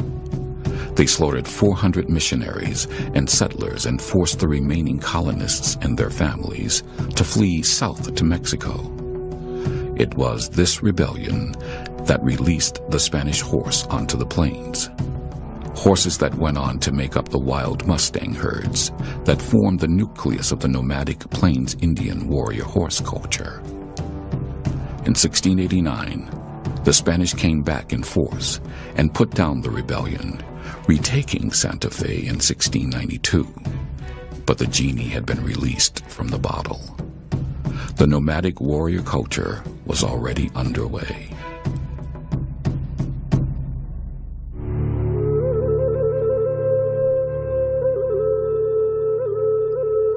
Dramatized in James Fenimore Cooper's Last of the Mohicans, the French and Indian War saw the native tribes fight on both sides of the 7-year conflict between the French and the British. The Iroquois joined the British, and the Algonquin Indians fought on the side of the French. Indeed, the French relied heavily on their Indian allies, even adopting their guerrilla-style warfare. But Britain's greater numbers and superior military minds and strategies defeated France by 1763. The French ceded all of Canada and eastern Louisiana to Britain. Dismayed at losing their ancestral lands, several Native American nations, under the leadership of Ottawa Chief Pontiac, continued to fight. Pontiac's words showed the determination of the Indians. It is important for us, my brothers, that we exterminate from this land, this nation which seeks to destroy us. When the English are defeated, we shall stop up the ways hither so, that they may never come upon our lands again. In what became known as Pontiac's War, the Chippewa, Seneca, and Delaware, among others, launched attacks on British outposts, overrunning garrisons at Sandusky, Ohio, Fort Wayne, Indiana, Niles, Michigan, Fort Michilimackinac on the straits between Lake Huron and Lake Michigan. The ferocity and swiftness of the Indians' attacks nearly succeeded in forcing the British out of the territory west of the Appalachians. But the British sent reinforcements to their beleaguered garrisons at Fort Pitt and Fort Detroit. Meanwhile, the French refused aid to Pontiac. In 1766, the Indians finally agreed to peace. Pontiac's War was the greatest stand by Native Americans until the Plains Indians' War 100 years later. During those 100 years, Native American nations east of the Mississippi River battled with American military forces, but were never able to claim victory. For example, the Miami and Shawnee, under the war chief Little Turtle, tried to halt the onslaught of settlers streaming into the old Northwest Territory, Ohio, Michigan, Indiana. They were nearly successful. In October 1791, Little Turtle's forces attacked General Arthur St. Clair on the Ohio-Indiana border near present-day Fort Recovery. St. Clair lost more than 800 of his 1,400 men. It was the greatest defeat ever suffered by an American military force, more than tripling Custer's losses at the Battle of the Little Bighorn in 1876. However, at the Battle of the Fallen Timbers in 1794, General Mad Anthony Wayne's well-disciplined troops dealt the Indians a crushing defeat, forcing them to cede lands to the new United States government in the 1795 Treaty of Greenville.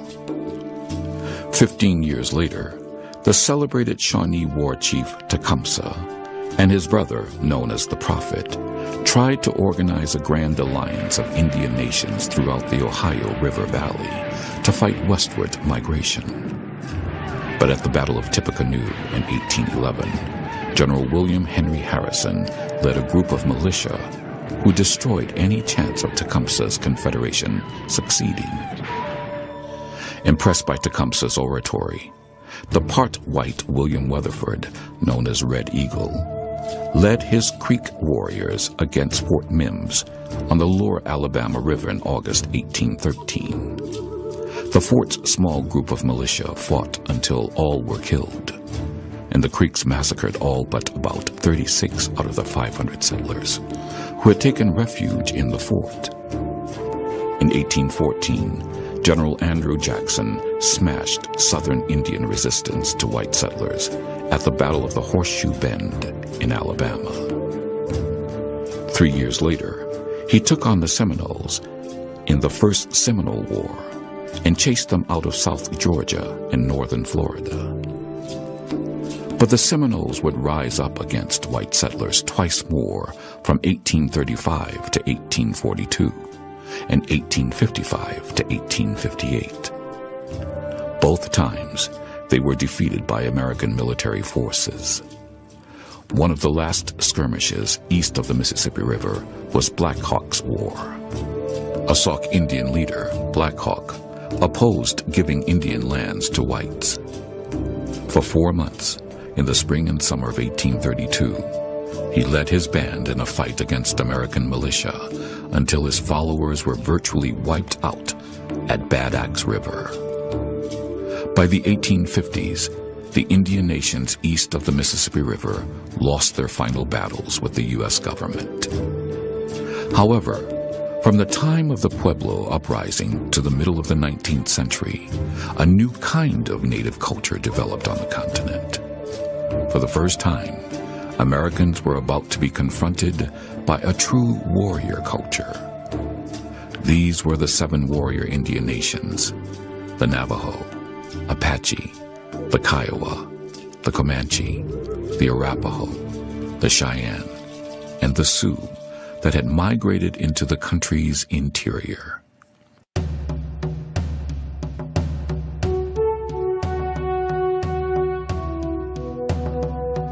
True warrior cultures have been rare during Earth's history.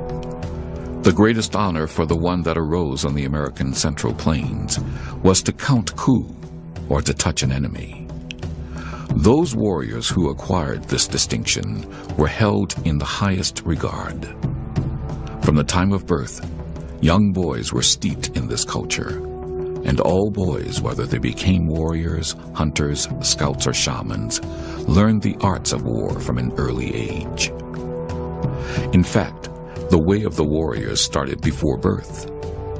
From the moment a woman became pregnant, she prepared her child for survival by making amulets that would protect him. These amulets were often in the shape of a lizard or a turtle. As for the fathers, once their sons were born, they made small weapons for them to play with, and when the child could stand, he gave him a bow. Growing up, boys played games that tested their skill with weapons. One game, the hoop game, had young boys shooting arrows at a rolling hoop of wood. Once a boy was old enough, his father gave him a colt and instructed him on how to ride and care for it. Around puberty, advanced warrior training began. They ran and swam for endurance, threw lances and shot arrows for skill, learned the art of making weapons, finally learning to shoot arrows from any position, even while riding a horse. Often a young warrior was left alone on the prairie. There he learned to fend for himself, know every animal track, find water where there was none, learned how to spot an enemy's trail, know what they were carrying, where they were going. Once these skills of riding, using weapons, survival, and tracking were conquered, the young warrior had to master the art of war. He did this by accompanying older warriors on raids for horses, or perhaps even in battle. The kind of warfare he was learning would in today's language be called guerrilla warfare. It especially included the art of ambush. With his training over, the life of a warrior might look like this. In his teens, he would be given more responsibilities, such as protecting the horse herds. At age 15 or so, A promising warrior candidate might be invited to join a warrior society. At 17, he might steal a horse or take a scalp. By 19, he would undergo his first sun dance ceremony, and by his mid-20s lead his first war party. At age 30, with his young blood days behind him, he would begin to withdraw from warrior status and give himself over to the hunt. The most frequent purpose of a raid was to get more horses.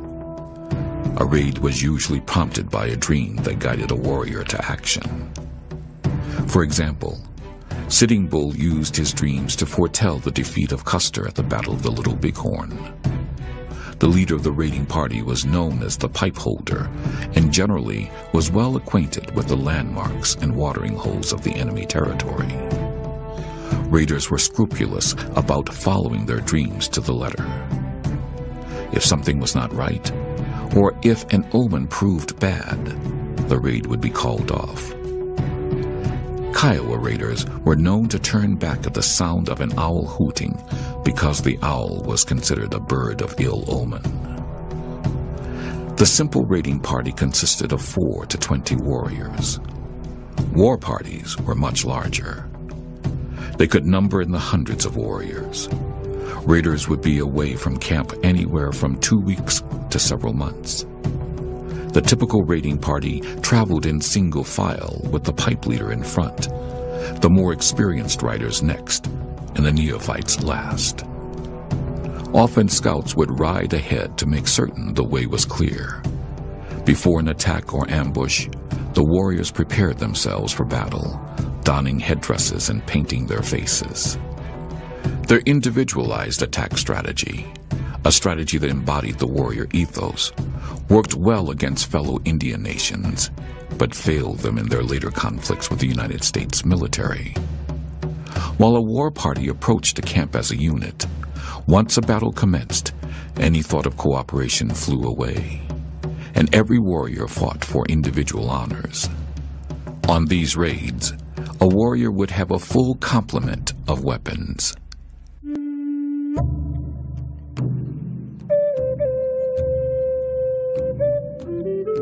The weapon of choice for the Plains Indian warrior was the bow and arrow. They made 2 types of bows, a self-bow fashioned from a single piece of wood, and a composite bow manufactured from layers of wood, bone, or horn, glued and lashed together with sinew. Warriors also made composite recurve bows that were so powerful that they could send an arrow completely through a buffalo. Bowstrings were made from sinew or rawhide strips. Most bows were from 3 to 3.5 feet in length and took at least a month to make. Usually warriors carried 2 or more bows when raiding. Bows were only as good as the arrows they shot, and warriors took special pains to ensure their arrows would fly straight and true. They used wood, plentiful on the plains, including gooseberry, ash, birch, cane, dogwood, currant, osage orange, and willow. They measured on the average 25.5 inches in length. Each arrow bore the owner's distinctive marks. Arrowheads were the most intriguing part of the arrow. Most Indians in the Plains Wars did not use stone points. Instead, the Plains warrior used iron tips obtained from the whites in trade or raids. When a wagon train was captured or a farmstead raided, iron barrel bands were taken as prime loot because one band could yield up to 20 arrowheads. Quivers held the bows and arrows. Like all the Plains warriors' belongings, the quiver was usually decorated with beads, quills, and animal skins. However, the arsenal of the Plains warrior was not limited to bows and arrows. From an early age, warriors were taught to fight with a variety of weapons, including lances, knives, clubs, and hatchets. All of these weapons were usually highly decorated with eagle feathers, animal skins, or quills. The knife was the most versatile weapon a warrior had, and could be used in a variety of tasks, from hunting and food preparation to killing an enemy. The earliest knives of the Plains Indians came from stone and were exceedingly sharp, able to cut meat precisely or take a scalp. But they dulled quickly, and during the Indian Wars, metal blades soon surpassed flint knives. And of course, warriors carried a war club for close-in fighting. With the introduction of the horse, club handles increased in length so that a warrior could strike an enemy while mounted on his horse. Club heads were first made from stone or buffalo horn, but the more famous and readily identifiable hatchets and tomahawk pipes were made from iron. Nothing struck fear in the heart of a settler or a cavalryman more than an Indian warrior charging with a tomahawk raised. Finally, as early as the mid-17th century, Indians obtained muskets through trading or raiding. By the time the Plains Indian culture arose, rifles were part of every trading company's stock, and just prior to the Indian Wars, every Indian nation possessed firearms.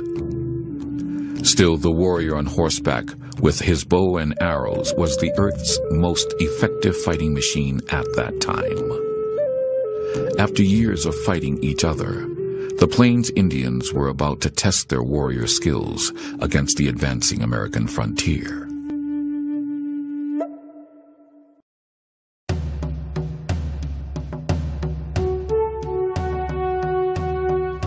By 1850, the Plains Indian nations had settled into relatively stable territories. The Oregon and Santa Fe trails were carrying tons of trade goods and tens of thousands of settlers and miners to the west coast. The U.S. government's dragoons and mounted riflemen were building a series of forts along these travel routes. At that time, raids by the nomadic tribes on settlers moving west were few. Then in 1854, all hell broke loose when Lieutenant John Grattan and a patrol of 29 men from Fort Laramie went to a Lakota Sioux village to arrest a warrior accused of stealing a cow. The soldiers unexpectedly opened fire. The Sioux retaliated, massacring every member of Grattan's patrol. In an instant, the carefully crafted peace of the 1851 Laramie Treaty was shattered, and the Plains were engulfed in war. The Sioux were the largest of the Indian nations extended across the plains. They were divided into three groups: Dakota, Nakota, and Lakota. The Lakota, or Teton Sioux, were by far the largest and most successful warriors. They were the truest of the warrior cultures. So it was ironic that the event, which had the greatest influence in shaping white sentiment against the Plains Indians, took place in Minnesota by the last group to adopt the horse, the Dakota, or Santee Sioux. In fact, the Santee Sioux used horses much in the manner of the mounted rifle companies, dismounting from their horses to engage in battle. The Santee were a woodland group of Indians, which had been pushed west onto reservations along the Minnesota River. In what was to become known as the Minnesota Massacre, or the Sioux Uprising, more whites were killed than in any other Indian war conflict west of the Mississippi. It began on August 17, 1862, when 4 Sioux hunters attacked a white farm family near Acton, Minnesota, killing the father, mother, and a daughter. For the next month, the Sioux rampaged against settlers, farms, and towns, killing 644 whites and capturing nearly 300 men, women, and children. The Santee chief, Little Crow, now declared that the war had begun. Little Crow knew the Santee had little chance of winning. However, he told his warriors, "Little Crow is not a coward. He will die with you." Other Santee war chiefs, Mankato, Big Eagle, Shakopee, and and Graybeard also declared for war. The time to reclaim their land had arrived, and for the next month, southwestern Minnesota was aflame with fighting. All right, as the uprising developed, the Indians had attacked both the upper and the lower agency. Some of the survivors that escaped those attacks managed to reach Fort Ridgely and bring the commander there, Captain John Marsh, the word of what had happened. Marsh was suspicious that the reports were exaggerated, but felt nonetheless that it would be necessary for him to investigate. So he marched from Fort Ridgely with a force of 46 men and one interpreter. When he reached the Redwood Ferry across from the lower agency, his force was attacked by Indians concealed in the brush along both sides of the river. In the fight that followed, approximately half of Marsh's command were killed, including Marsh himself, who drowned in the river. The remainder of his force managed to return to Fort Ridgely. In the course of the uprising, the Sioux mostly attacked undefended farms and small settlements. But in 2 instances, they attacked a large town and an army post. Following the attack on Redwood Ferry, on Marsh's command at Redwood Ferry, the Indians could not agree as to whether they should attack Fort Ridgely or New Ulm. Little Crow was of the opinion that they needed to attack Fort Ridgely, but he was outvoted by the majority of the warriors who wanted to attack New Ulm, seeing that there was a lot of plunder to be had in that community, which was then about 1,000 people. So the majority of the Indians then moved toward New Ulm. A stiff fight ensued, in which the Indians were eventually repulsed by the determination of the defenders, supported by some local militia from the surrounding areas. The following day, the Little Crow was able to muster a strong force of warriors. They attacked Fort Ridgely and were repulsed. And New Ulm itself was attacked a second time several days later. And again, the defenders were successful in repelling the Indians. By the beginning of September, the tide of battle had swung against the Sioux. The final engagement took place at Wood Lake, Minnesota. In late September, Colonel Sibley, who had been appointed military commander of the region by the governor of Minnesota, marched up the Minnesota River Valley with a force of approximately 1,600 men, composed mainly of volunteer regiments of Minnesota infantry that had been recalled from Civil War duty. On the 23rd of September, 1862, Sibley's force encountered Little Crow and his warriors, numbering perhaps as many as 1,000, in what has come to be known as the Battle of Wood Lake. The Indians were defeated.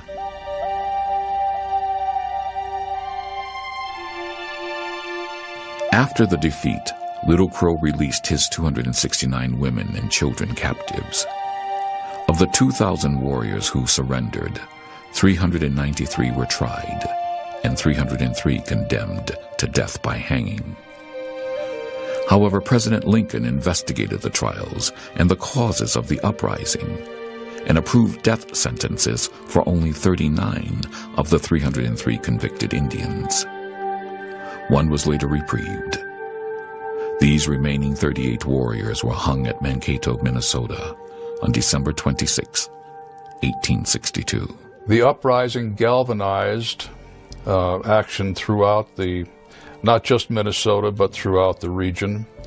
Military action followed in 1863 and 1864, in which the survivors of Little Crow's army, if you want to think of it as that, Colonel Sibley and General Alfred Sully conducted campaigns pursuing the Indians out into Dakota Territory. In 1863, there were successful actions at Dead Buffalo Lake, Whitestone Hill, and Killdeer Mountain in 1864. the consequences of the Minnesota Massacre would be felt farther west on the plains for the next 28 years, especially in Colorado at Sand Creek.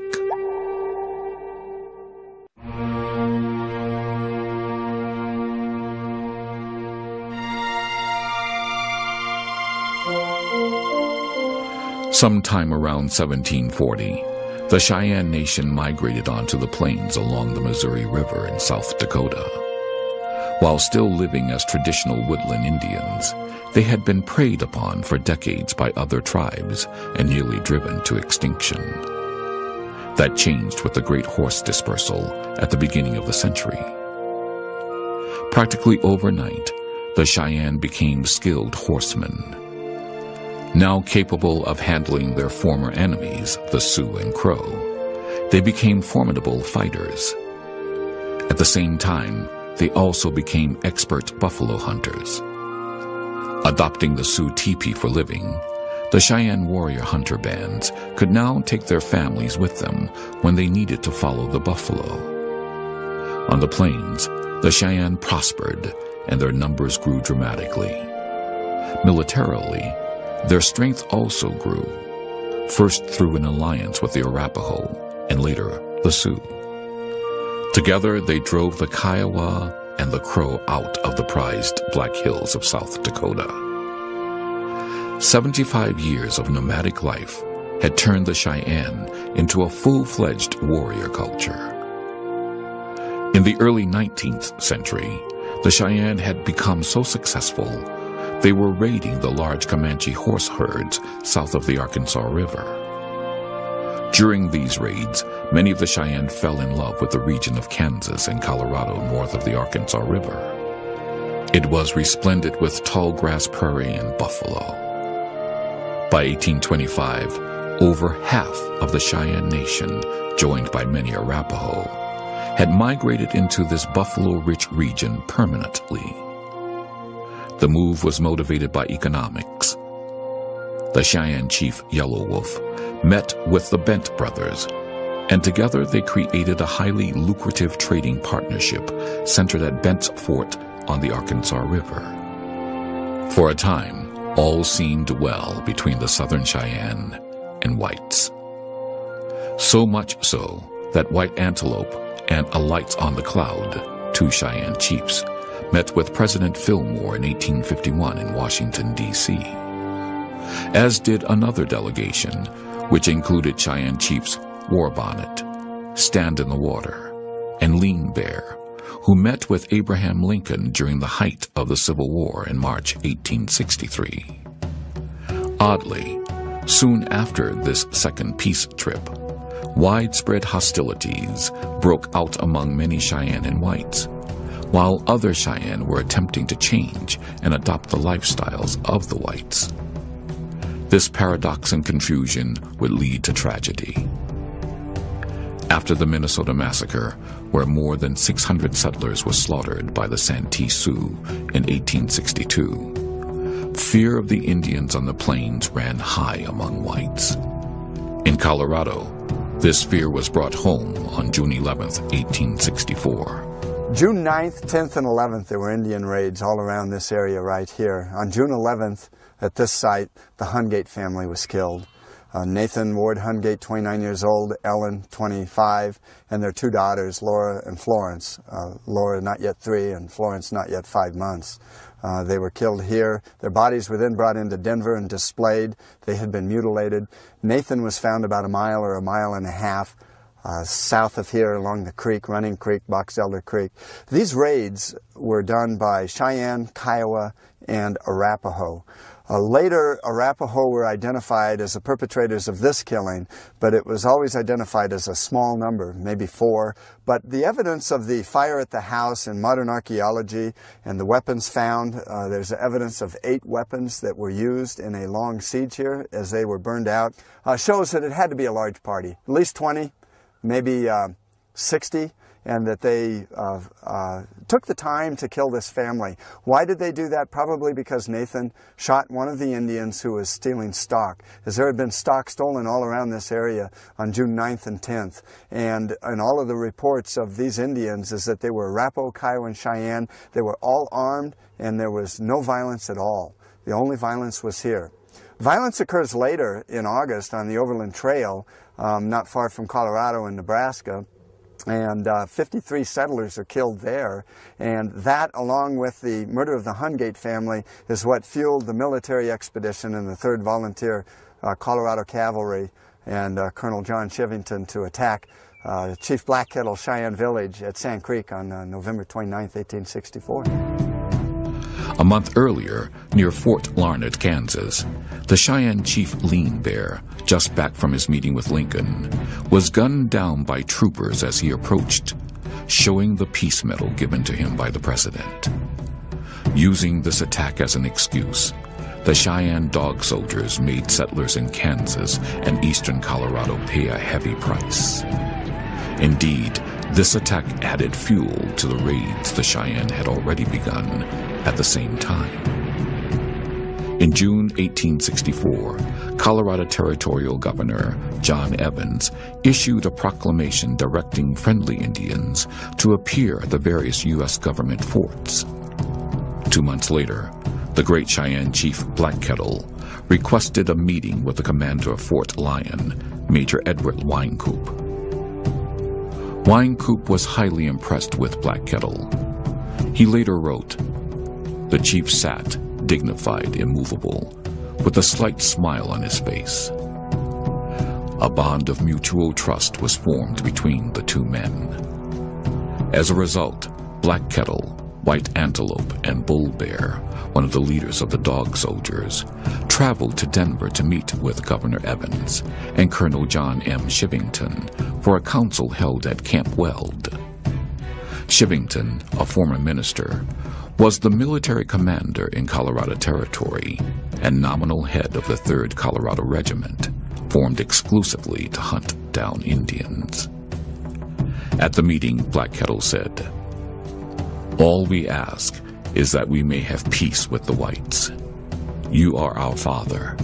We've been traveling through a cloud. The sky has been dark ever since the war began."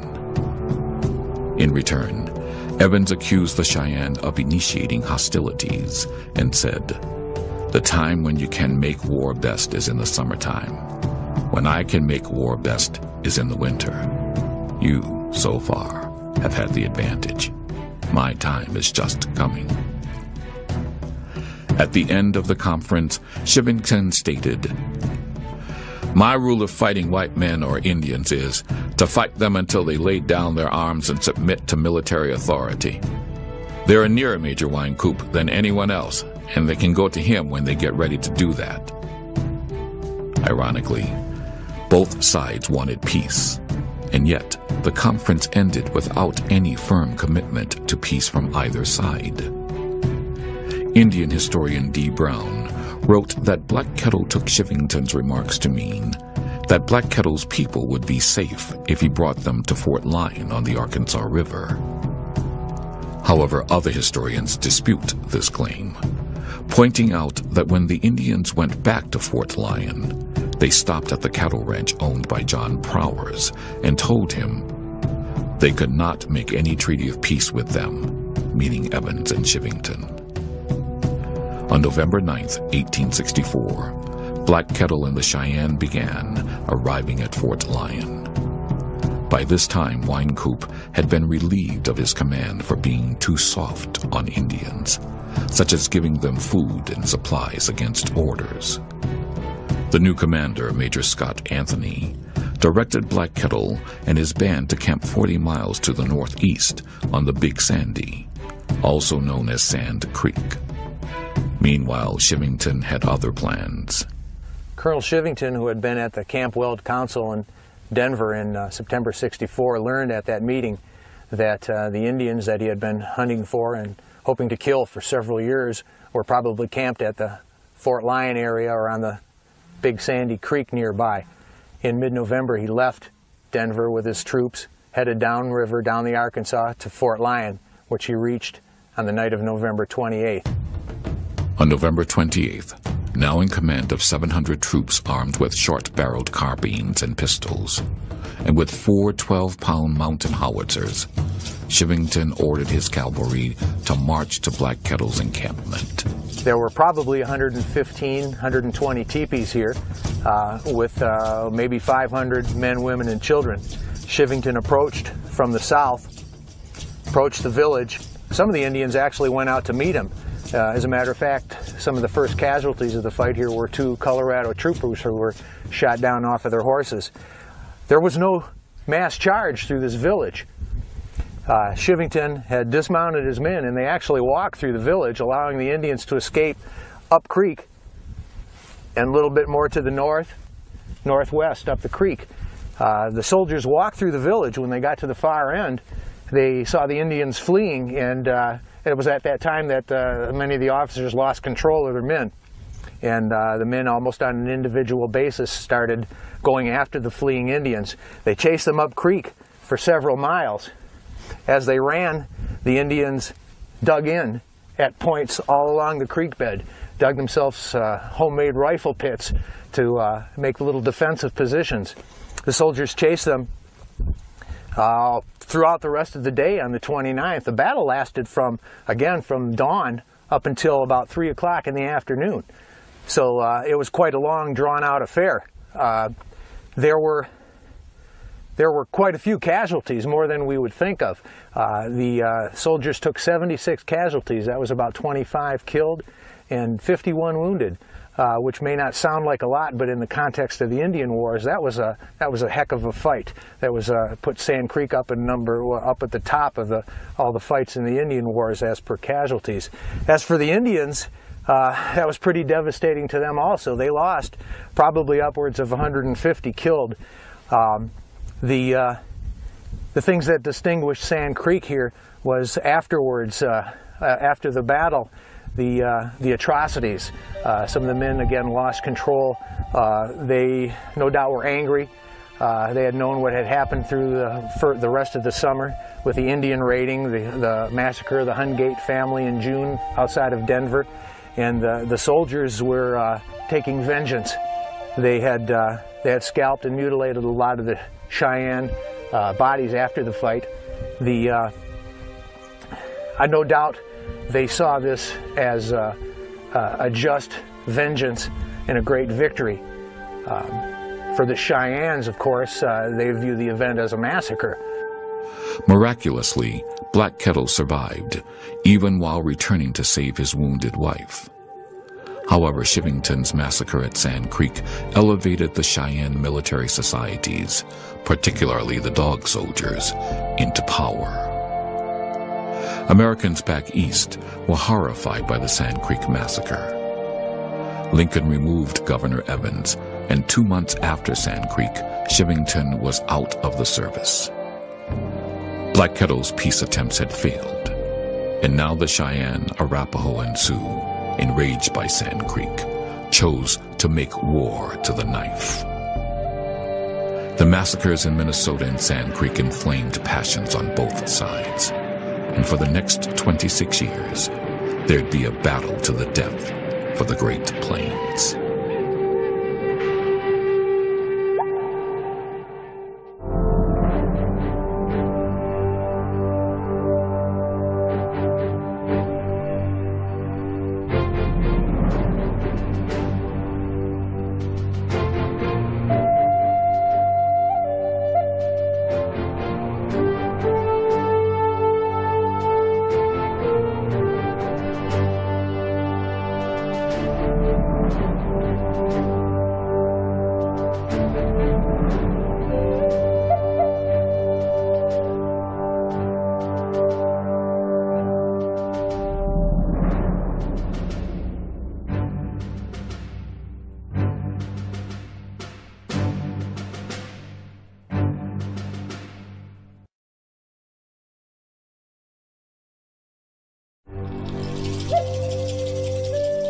It was the longest war in U.S. history, spanning an era that saw the Alamo, the Mexican-American War, and the Civil War come and go. It was the 60 years of ongoing battles, fights, and raids that took place between the Great Plains nomadic horse warriors and settlers, traders, and the United States military.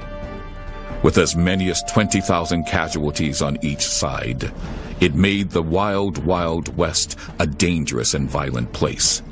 It is simply called the Indian Wars.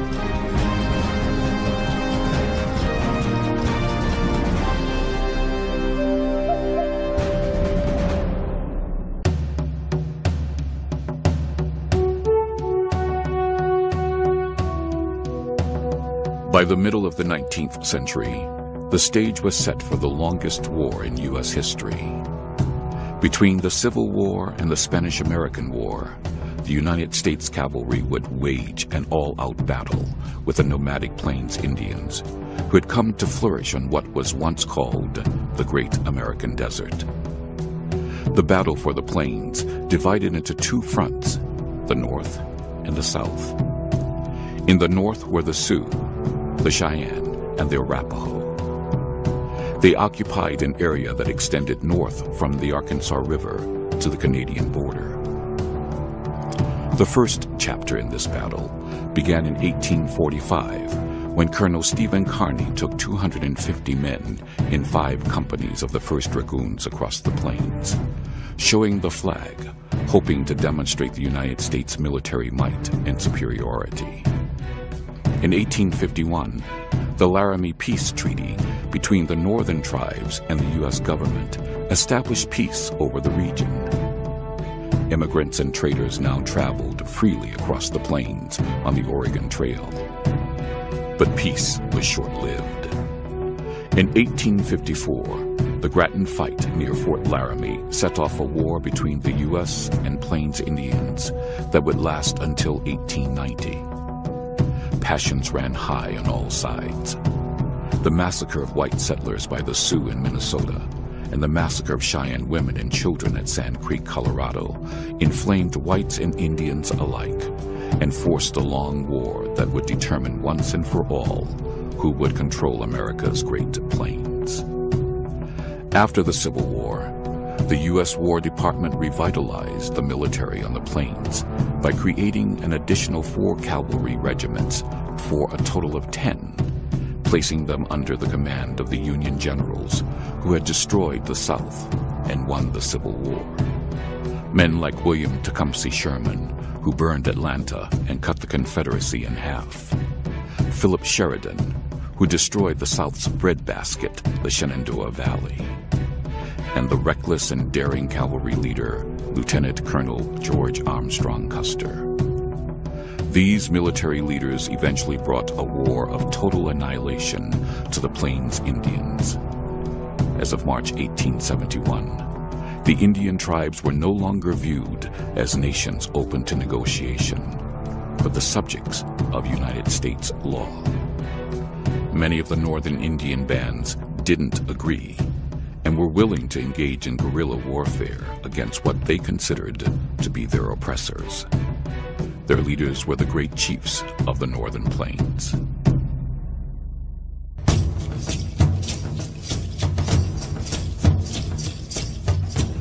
Facing the cavalry were Native Americans who had been tested by the constant warfare between the Plains Indians tribes.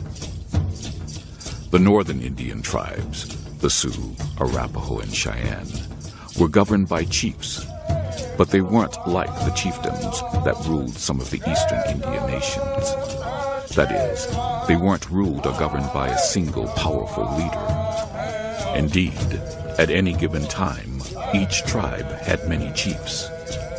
For example, the Cheyenne had a civil governing council of 44 chiefs, 4 from each of its 10 bands. In addition to the civil governing chiefs, there were also many war chiefs, warriors who had distinguished themselves in battle. While the war chiefs spoke for their warrior societies, they did not speak for the tribe as a whole. However, The U.S. government needed the participation of the War Society leaders to legitimize any peace agreement. Having no other term for these non-civil leaders, the whites usually called them chiefs as well. Many of the so-called chiefs associated with the battles of the Northern Plains were war leaders and spiritual leaders. Unlike the kings and queens of Europe, the position of chief was not hereditary, nor was it democratic. They were selected for their qualities of excellence in battle and wisdom in governing for the welfare of the band or tribe. Some of the best-known chiefs in the 36-year battle for the Northern Plains were the Sioux leader Red Cloud, whose tactics shut down the Bozeman Trail in 1867. Roman Nose, the charismatic leader of the fierce Cheyenne warriors. The Sioux war chief and spiritual leader Sitting Bull, who led the fight to save the Black Hills. The Cheyenne leader Dull Knife, who fought with Red Cloud to shut down the Bozeman Trail. In Minnesota, the Santee Sioux leader Little Crow took on the settlers and the army. And Crazy Horse, the oddball and brilliant Sioux war leader whose tactics turned back General Crook at the Rosebud fight, and a week later defeated Custer at the Little Bighorn. One of the best-known chiefs would have one phase of the battle for the Northern Plains named after him. It was the battle for the Bozeman Trail, often called Red Cloud's War.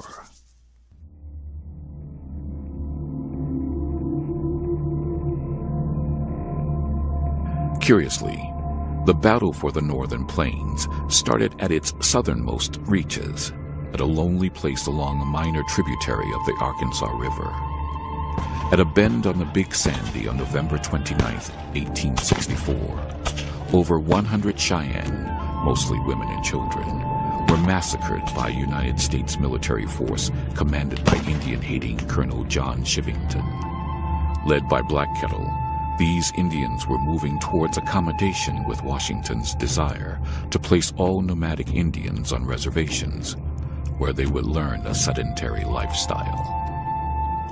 Once the word of the Sand Creek Massacre spread, many bands of Cheyenne and Arapaho were horrified and enraged. Not only were they angry with Black Kettle's course of action, but they also sought revenge.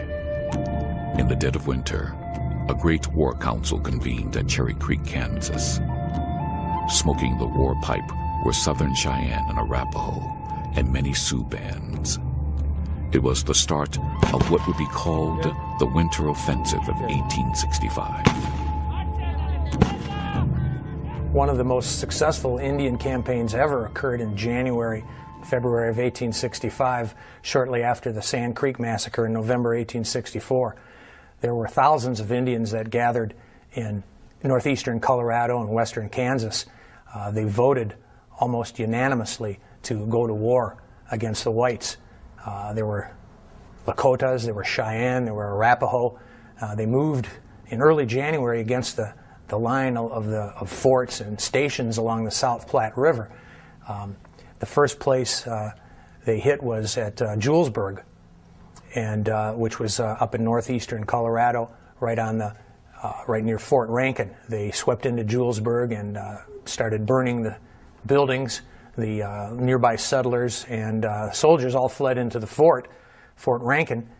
The Indians had a little trick, though. They tried to decoy the soldiers out, and they almost succeeded. They did get some of the soldiers out of the fort. The soldiers chased them into the bluffs a bit, but an over-anxious warrior shot off his rifle a little too soon and alerted the soldiers to the trap.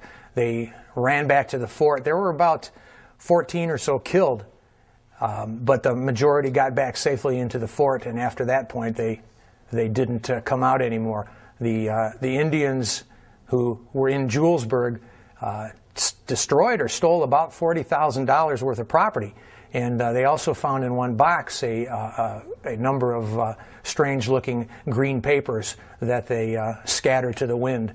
Of course, the paper was money, and they didn't realize the value of it. The Indians also, throughout the month of January, they attacked several stations. They attacked Wisconsin Ranch and Denison's, and American Ranch, Godfrey's Ranch. The attack on the American Ranch was successful. They had killed Mr. Morris and many of his employees, and they captured Susan Morris and her children.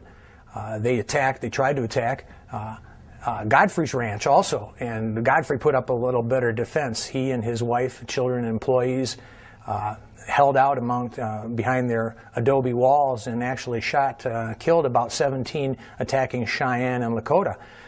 The successful defense there earned Godfrey the name of Old Wicked, and his ranch there, the Indians later called Fort Wicked. The Indians were back, though, in early February. They had never left the area. They had been blocking off the supplies, the mails. Colorado was isolated. Nobody could get through. And in early February, they were still around. They attacked Julesburg again, burned down and destroyed the little bit that the people had built back in the month intervening between the two fights. They surrounded Fort Rankin again, and this time the soldiers didn't come out. They stayed put. The Indians had their say, and finally, after about a month and a half of hanging around the South Platte Valley and doing what they wanted, the Indians finally moved off north and ended up in what is today Wyoming. If John Chivington had any satisfaction out of all this, if he wanted to drive the Indians out of Colorado Territory, well, he actually finally did so, but they left on their own accord, and they left taking their own sweet time about it. The Cheyenne headed north with their allies, reaching the Powder River in northwestern Wyoming by spring. The nearly 1,000 warriors and their families were never seriously threatened by the army. However, it was only a matter of time before Washington responded to the Indian raids along the South Platte. Washington's response came that summer. Brigadier General Patrick E. Connor was in charge of a campaign that would push deep into Sioux territory. However, the campaign was largely a failure. But it did keep the Sioux and the Cheyenne from raiding along the South Platte Road in Colorado. At the same time, the Sioux and the Cheyenne felt that they had chased the soldiers out of the Powder River country and taught them a good lesson. Perhaps more importantly, one Sioux leader, Red Cloud, learned an important lesson fighting the whites. Massive charges against the new weapons of the soldiers could not succeed if the warriors were armed only with lances, bows and arrows, war clubs, and the old muzzle-loading rifles of the fur trapper days.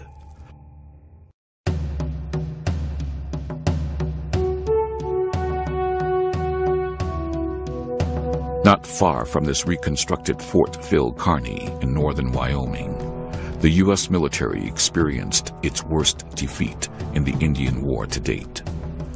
It was reconstructed because Indians under the leadership of Red Cloud and Ogallala Sioux burned down the original after its abandonment, along with other forts on the Bozeman Trail. The disaster occurred here at the site of this monument. In December of 1866, snow was on the Bighorns. It was a gloomy day, and woodcutters were gathering the necessary fuel for the fort's operations. Suddenly, the woodcutters came under attack by a small Sioux raiding party. When word of the attack reached the fort, its commander, Colonel Henry B. Carrington, sent Captain William J. Fetterman to protect the woodcutters and the wagons. Carrington ordered Fetterman not to pursue the raiding party, as this was a common ambush tactic used by the Indians. However, Fetterman ignored his orders and chased after the raiding party. He chased the party over this ridge into a trap. On what would become known as Massacre Hill, upwards of 1,000 Sioux and Cheyenne warriors rose up from hiding and attacked the patrol. Fetterman's command of 81 men was completely wiped out.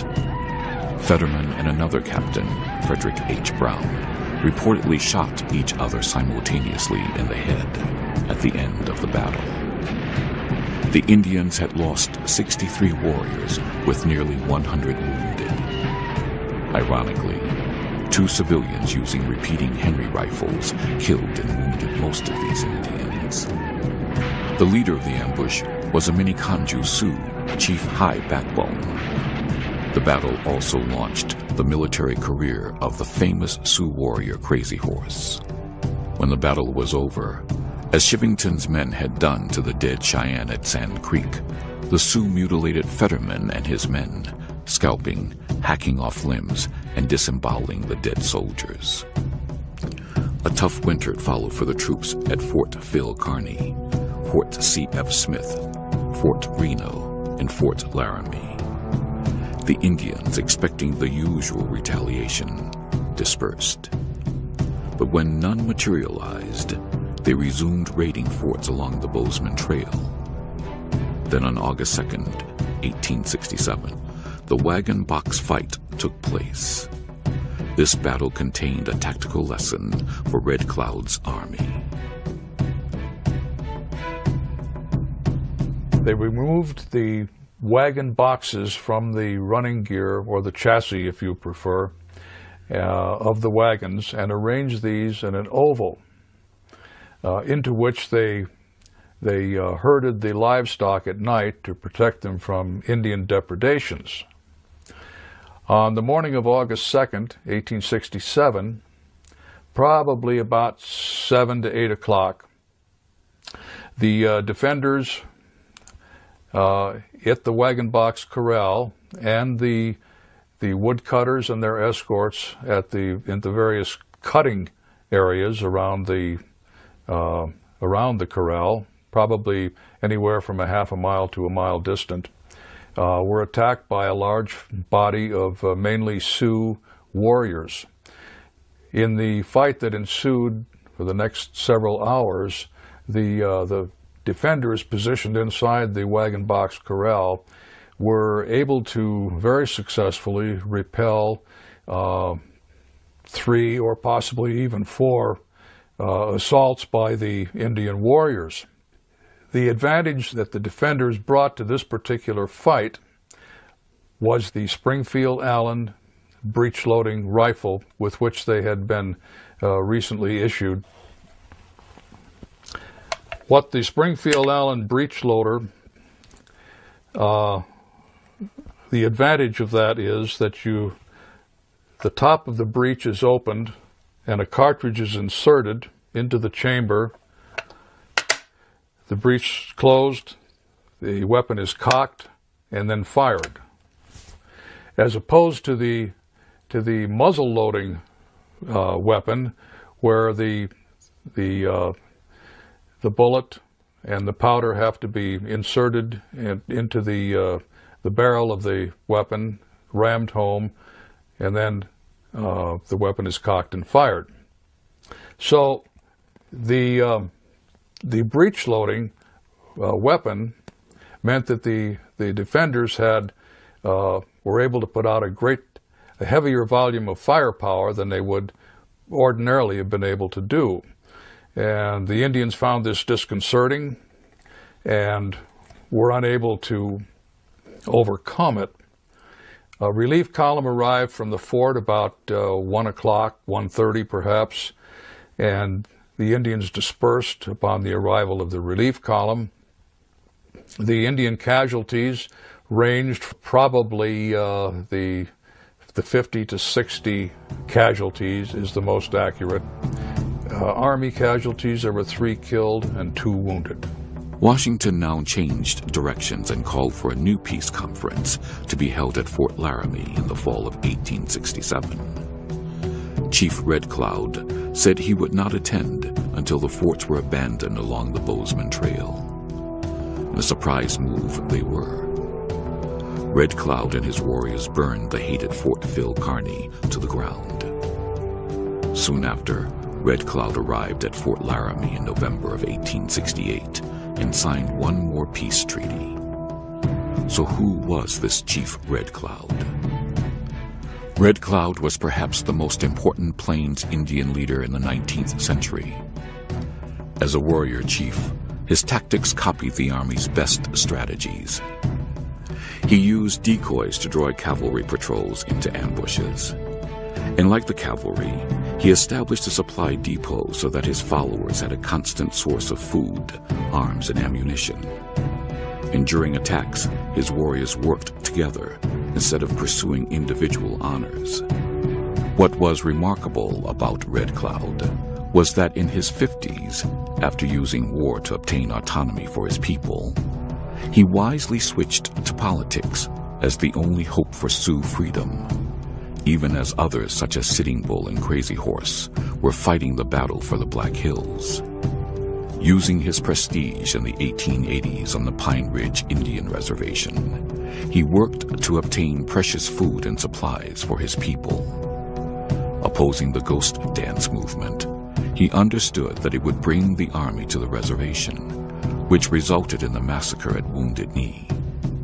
Red Cloud died in 1909, still fighting for the dignity and self-reliance of the Lakota.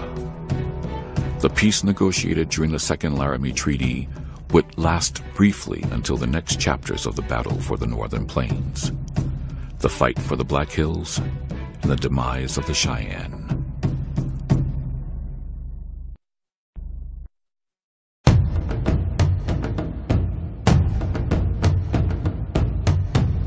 While the Sioux leader Red Cloud chased the soldiers out of the Powder River area, another tribe, a tribe as old and fearsome as the Sioux, was entering its twilight on the plains. By the end of 1869, the proud and daring Cheyenne were in decline. After the 1865 winter offensive along the South Platte, many of the Cheyenne were homesick for their ancestral buffalo hunting grounds in eastern Colorado and western Kansas, lands that were in demand for settlement. In the spring of 1867, the Cheyenne leaders Tall Bull, White Horse, Graybeard, and Bull Bear, along with Roman Nose, were summoned to a meeting at Fort Larned, Kansas, by General Winfield Scott Hancock. Hancock warned them against war and told them that they must relocate. Uneasy with his terms, the Cheyenne returned to their camp. A week later, with 1,400 troops, including Custer's 7th Cavalry, Hancock advanced upon the Cheyenne village, wanting to speak with their war chiefs, especially Roman Nose. But frightened by so many soldiers, the warriors and their families fled. During their flight, some of the Cheyenne raided stagecoach stations, ranches, and railroad camps, bringing travel across western Kansas and eastern Colorado to a standstill. As a result, Hancock burned the lodges, equipment, and food the Indians had abandoned. In August 1867, Hancock was assigned to the military district of New Orleans, and Washington ordered General William Tecumseh Sherman to seek peace. In the fall of 1867, the Kiowa, Comanche, Arapaho, Kiowa Apache, and Cheyenne gathered 60 miles south of Fort Larned at Medicine Lodge Creek.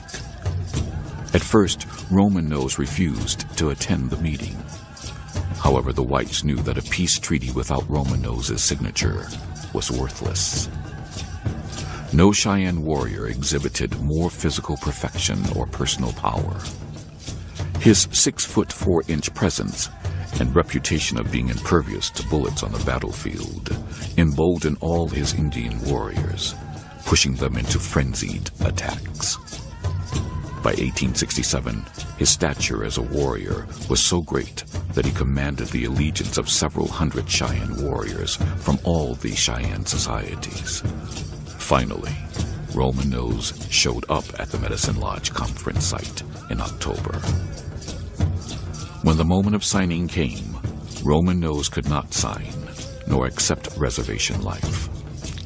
Nearly 400 warriors headed north, having cast their lots with the Cheyenne's most famous warrior, Roman Nose, who would not surrender. He was determined to live or die in the Cheyenne's ancestral lands. During the spring and summer of 1868, Roman Nose led his men in raids against the whites. Eventually, Cheyenne chiefs Tall Bull and White Horse and their followers joined him. To find these raiders, the Army created a special company of 50 rough frontiersmen known as Forsyth's Scouts. On September 17th, the Scouts trailed the Indians to the Arickaree Fork of the Republican River. At this place called Beecher Island, a great battle took place. The fight was a result of Indian raids that had been taking place in north-central Kansas throughout the summer of 1868, and a civilian force under Major Sandy Forsyth was organized and decided to trail the Indians. They went through western Kansas for a few weeks until they came on a big trail, which led them here to the Arickaree Fork of the Republican. And here they found about bit off a little bit more than they could chew. The Scouts were on the north side of the creek when that morning of the 17th they discovered a few Indians trying to steal their horses. The few Indians turned out to be about 500, and Major Forsyth told the Scouts, let's get ourselves across the river and onto this little sandy island that was in the middle of the Arickaree down in that area. They dug themselves into the sand, killed some of their horses, and very soon the Indians accommodated them by charging down on them. The Indians would have come out from up creek a little farther in this area here. There was a canyon behind where they massed some of their charges, and that first day there were 3 or 4 major charges. There were some of them led by Pawnee Killer, led some of the Lakotas. Tall Bull was here of the Cheyenne Dog Soldiers, Bull Bear. They made several charges down the Arickaree against the dug-in Scouts on what would become known as Beecher Island. That was for Lieutenant Frederick Beecher, who was killed here. Throughout the day, about the only things that was saving the Scouts was their Spencer repeating rifles. Finally, at the end of the day, Roman Nose showed up, who was one of the famous warriors, leaders of the Elkhorn Scrapers Society. And they said, Roman Nose, where have you been? Well, Roman Nose has, throughout this day, knew of the fighting, but his medicine was broken. Roman Nose had the day before eaten in a Sioux camp, and he had been given fried bread with a wooden, or rather an iron utensil, which he couldn't do. He was only supposed to eat with wood, and he knew that was going to break his medicine. Nevertheless, at the end of the day, Roman Nose decided he's going to have to fight, even though he knew he would be killed. Roman Nose gathered up one of the final charges of the day. Probably 50 yards or so short of the island, the Spencers rang out again. Roman Nose went down, hit several times. The Scouts had survived the day. The warriors had found Roman Nose and taken him back to give him proper burial. With Roman Nose dead, most of the Cheyenne now headed south to be with Black Kettle. But within a year, a few dog soldiers, under the leadership of Tall Bull, came north again. In the spring of 1869, they ravaged the Saline and Solomon Valleys in north-central Kansas, murdering settlers and capturing women and children. This time, the Army pursued them relentlessly, attacking the Cheyenne wherever they could catch them and forcing them to stay constantly on the run. On July 11, 1869, Major Eugene Carr and 250 soldiers caught up with the elusive Cheyenne here at Summit Springs, south of Sterling, Colorado. On Sunday, July 11th, 1869, Carr with the 5th Cavalry, Buffalo Bill Cody, the North Brothers, caught up with Cheyenne Chief Tall Bull of the Dog Soldier Society right here at Summit Springs, and attacked them from the northeast up here at about 2:30 in the afternoon, after chasing them for several weeks from Kansas into here, and charged down in here. The village had 84 lodges that spread out, about a mile up this way and a half a mile that way, and that would be about 200 warriors and maybe 300 women and children and older men. And So most of those were able to escape down in this direction to the south and southwest and got away. There was a sharp fight up here right at the beginning, but most of the warriors that were the victims of the Summit Springs fight ended up right over here in the ravines right here, where there would be a sharp fight and where Tall Bull eventually is killed along with about 25 warriors. Now Tall Bull's own teepee was about where we're standing right here. It was in front of this part right here.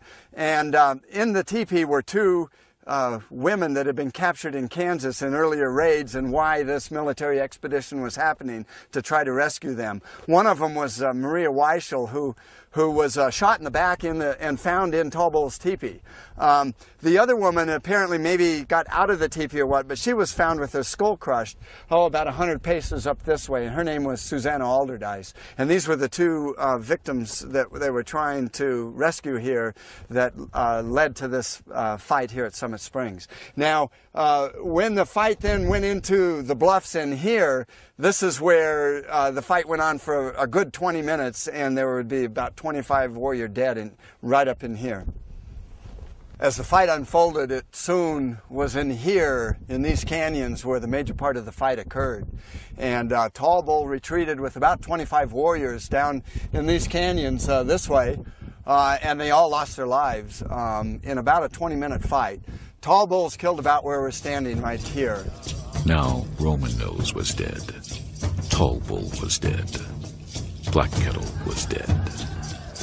Of those Indian leaders who remained, most went south to live on reservations set aside for them in Indian territory. In the 21st century, many Cheyenne live on reservations in Oklahoma and Montana. However, in 1870, a few Cheyenne, under the leadership of Dull Knife and Little Wolf, remained with their Sioux cousins in the north and would fight in the battle for the Black Hills.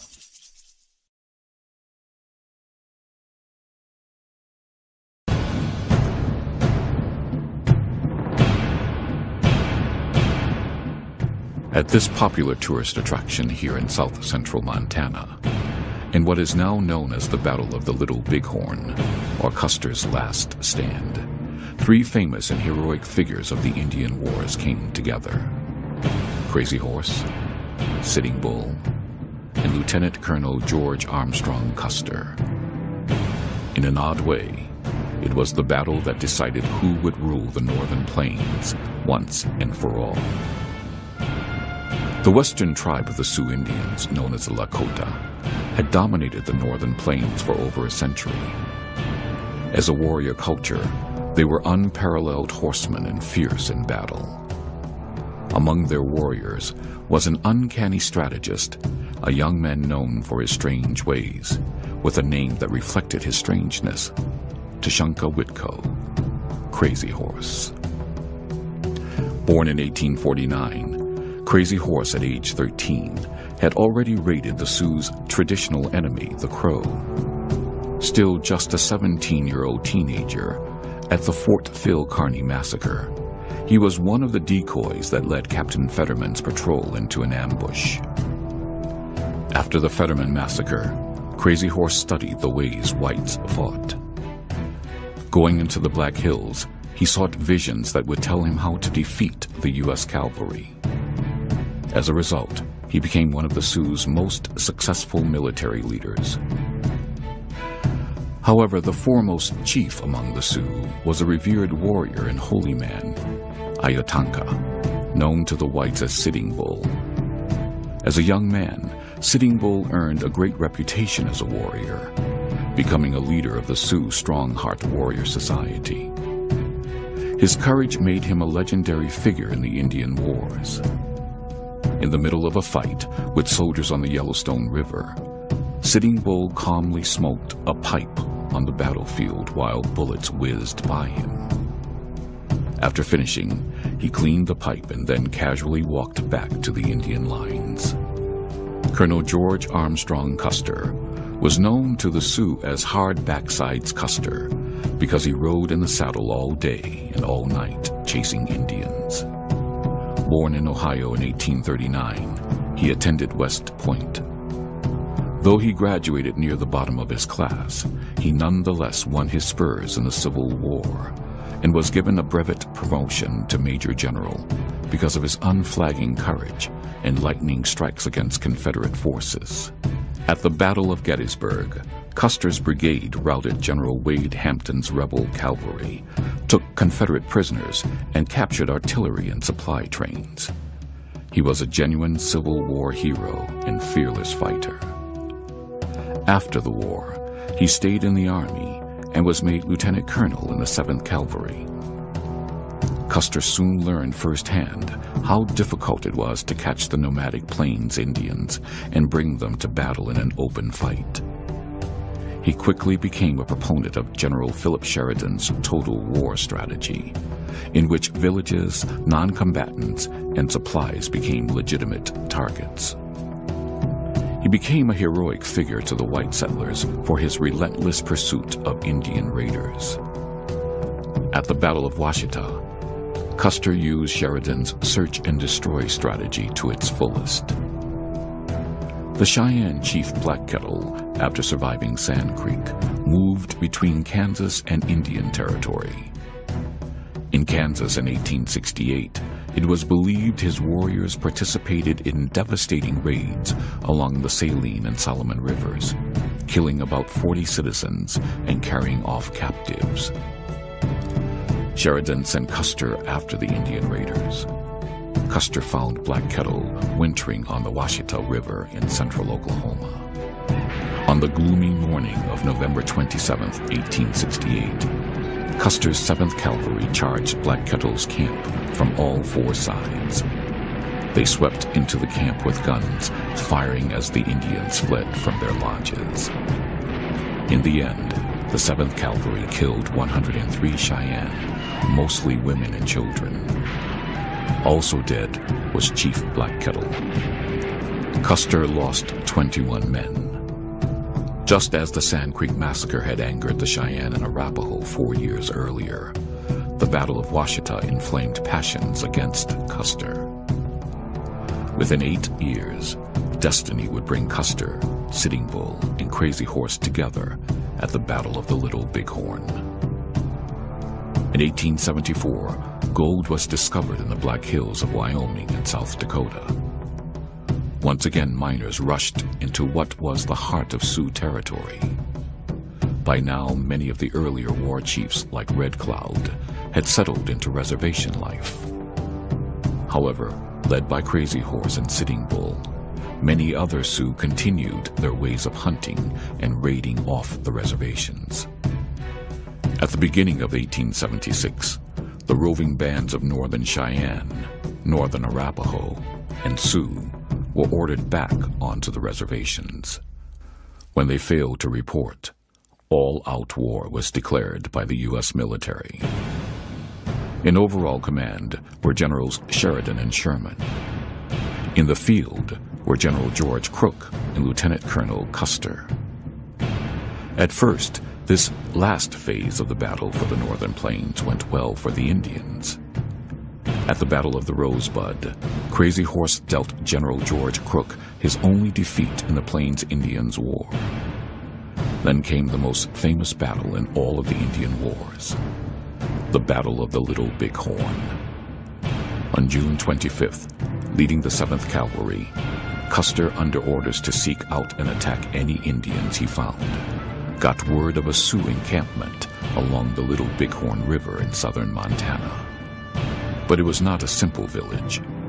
In reality, it held nearly 8,000 Indians and over 1,500 warriors gathered for their annual Sundance Festival.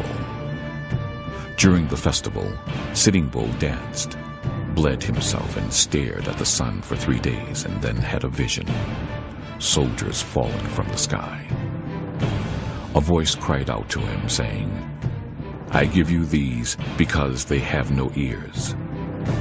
Sitting Bull interpreted his vision to mean a great victory over the white soldiers.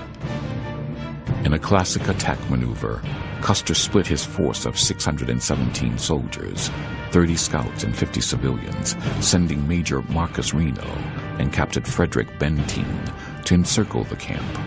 in order to crush the Indians in a pincer movement. But Reno was repulsed, and Benteen never joined up with Custer. The daring lieutenant colonel was left alone as he charged the village.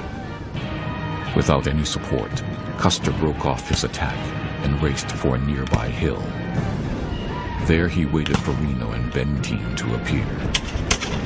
This decision proved fatal. The Sioux and Cheyenne warriors took the initiative, encircling Custer and his troops. The Indian circle grew tighter. Crazy Horse led several daring charges through the soldiers' lines, killing a number of Custer's men. As the battle wore on, Custer's hopes of reinforcement faded.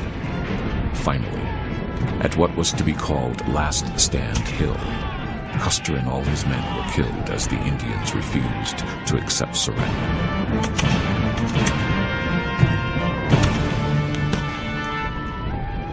Though a stunning victory, this battle sealed the fate of the Sioux.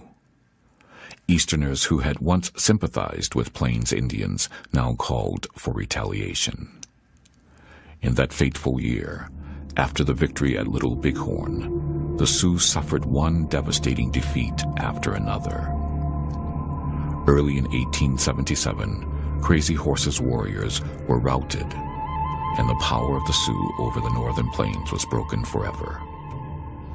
Sitting Bull finally surrendered in 1881. He later joined Buffalo Bill's Wild West show.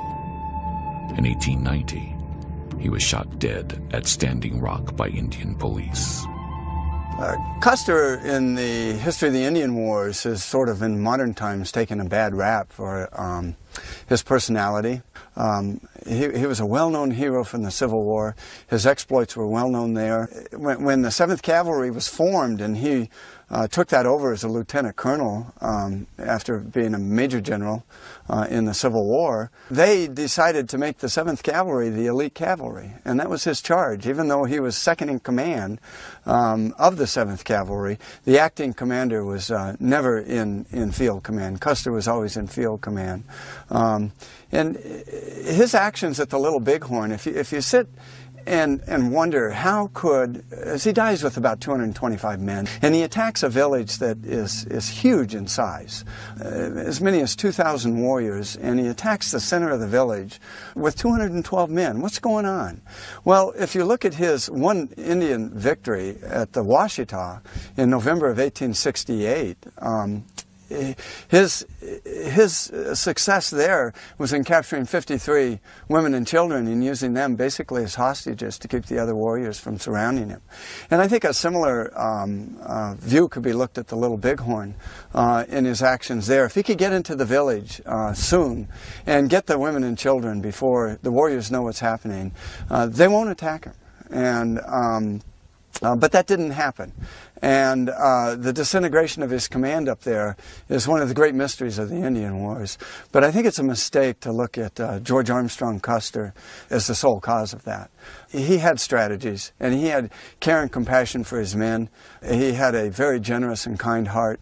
And for those who knew him, if you look to the historical accounts of the records of those who knew him, for every person that did not like his personality, you had 10 people that would follow him anyway.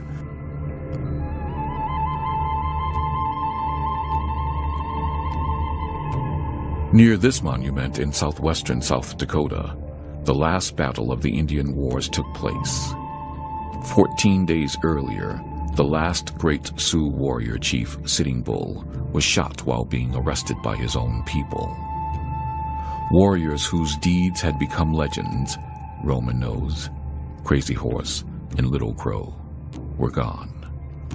The nomadic way of life had vanished like the buffalo, swept aside by the winds of change.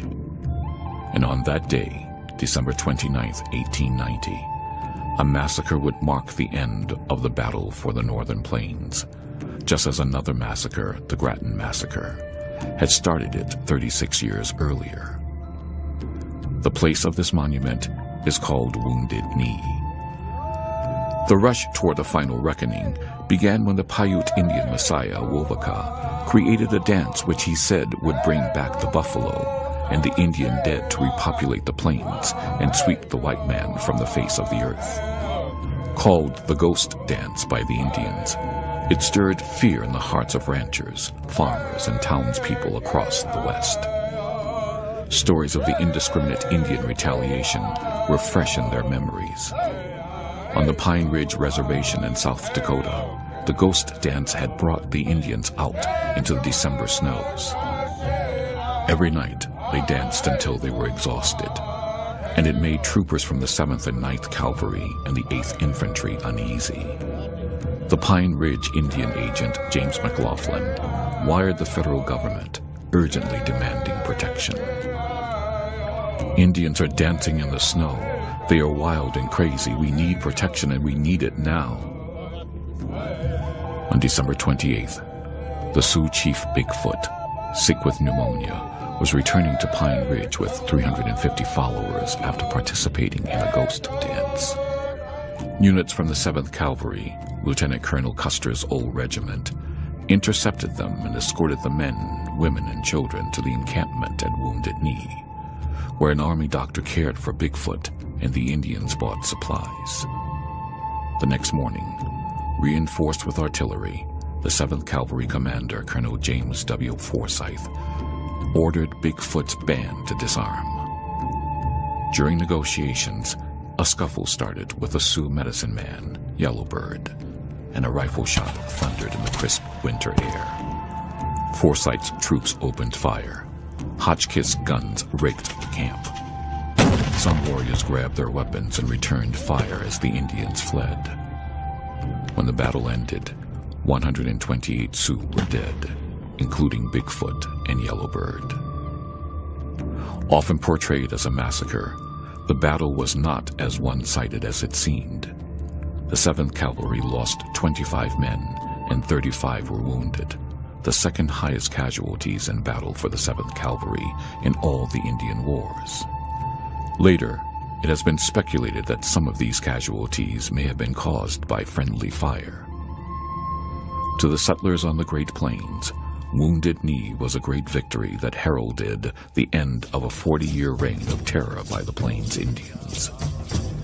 Over 100 years later, the Sioux Nation still survives on 15 reservations scattered across their old hunting grounds. Buffalo have begun a comeback. The old Sioux ways of living are enjoying a revival, cherished by Indians and whites alike. And interest in the longest American war has never been greater.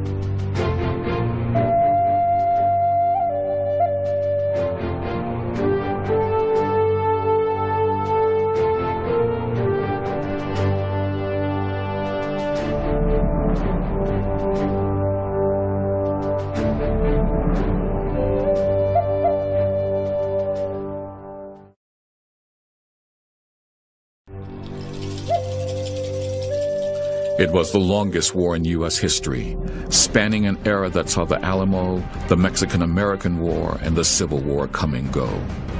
It was the 60 years of ongoing battles, fights, and raids that took place between the Great Plains nomadic horse warriors and settlers, traders, and the United States military.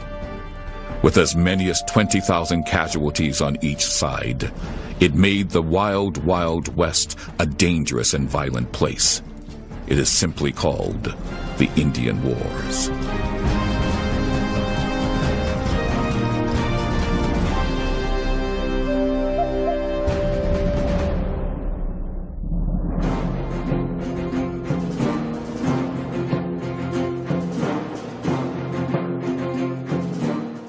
The Southern Plains are perhaps the most storied region of the wild, wild West. Cattle drives, gunfights, and the home of the Comanche. The Southern Plains extend south from the Arkansas River to the piney woods on the east and to the sun-baked deserts on the south and west. They encompass much of present-day Texas, parts of Kansas, Oklahoma, Colorado, New Mexico, and Mexico. It is a region of short-grass prairie and cactus, rolling hills, long stretches of flat terrain, slow-moving rivers and streams that gently cut through the land. Summers are hot and humid, punctuated by fierce thunderstorms and savage tornadoes.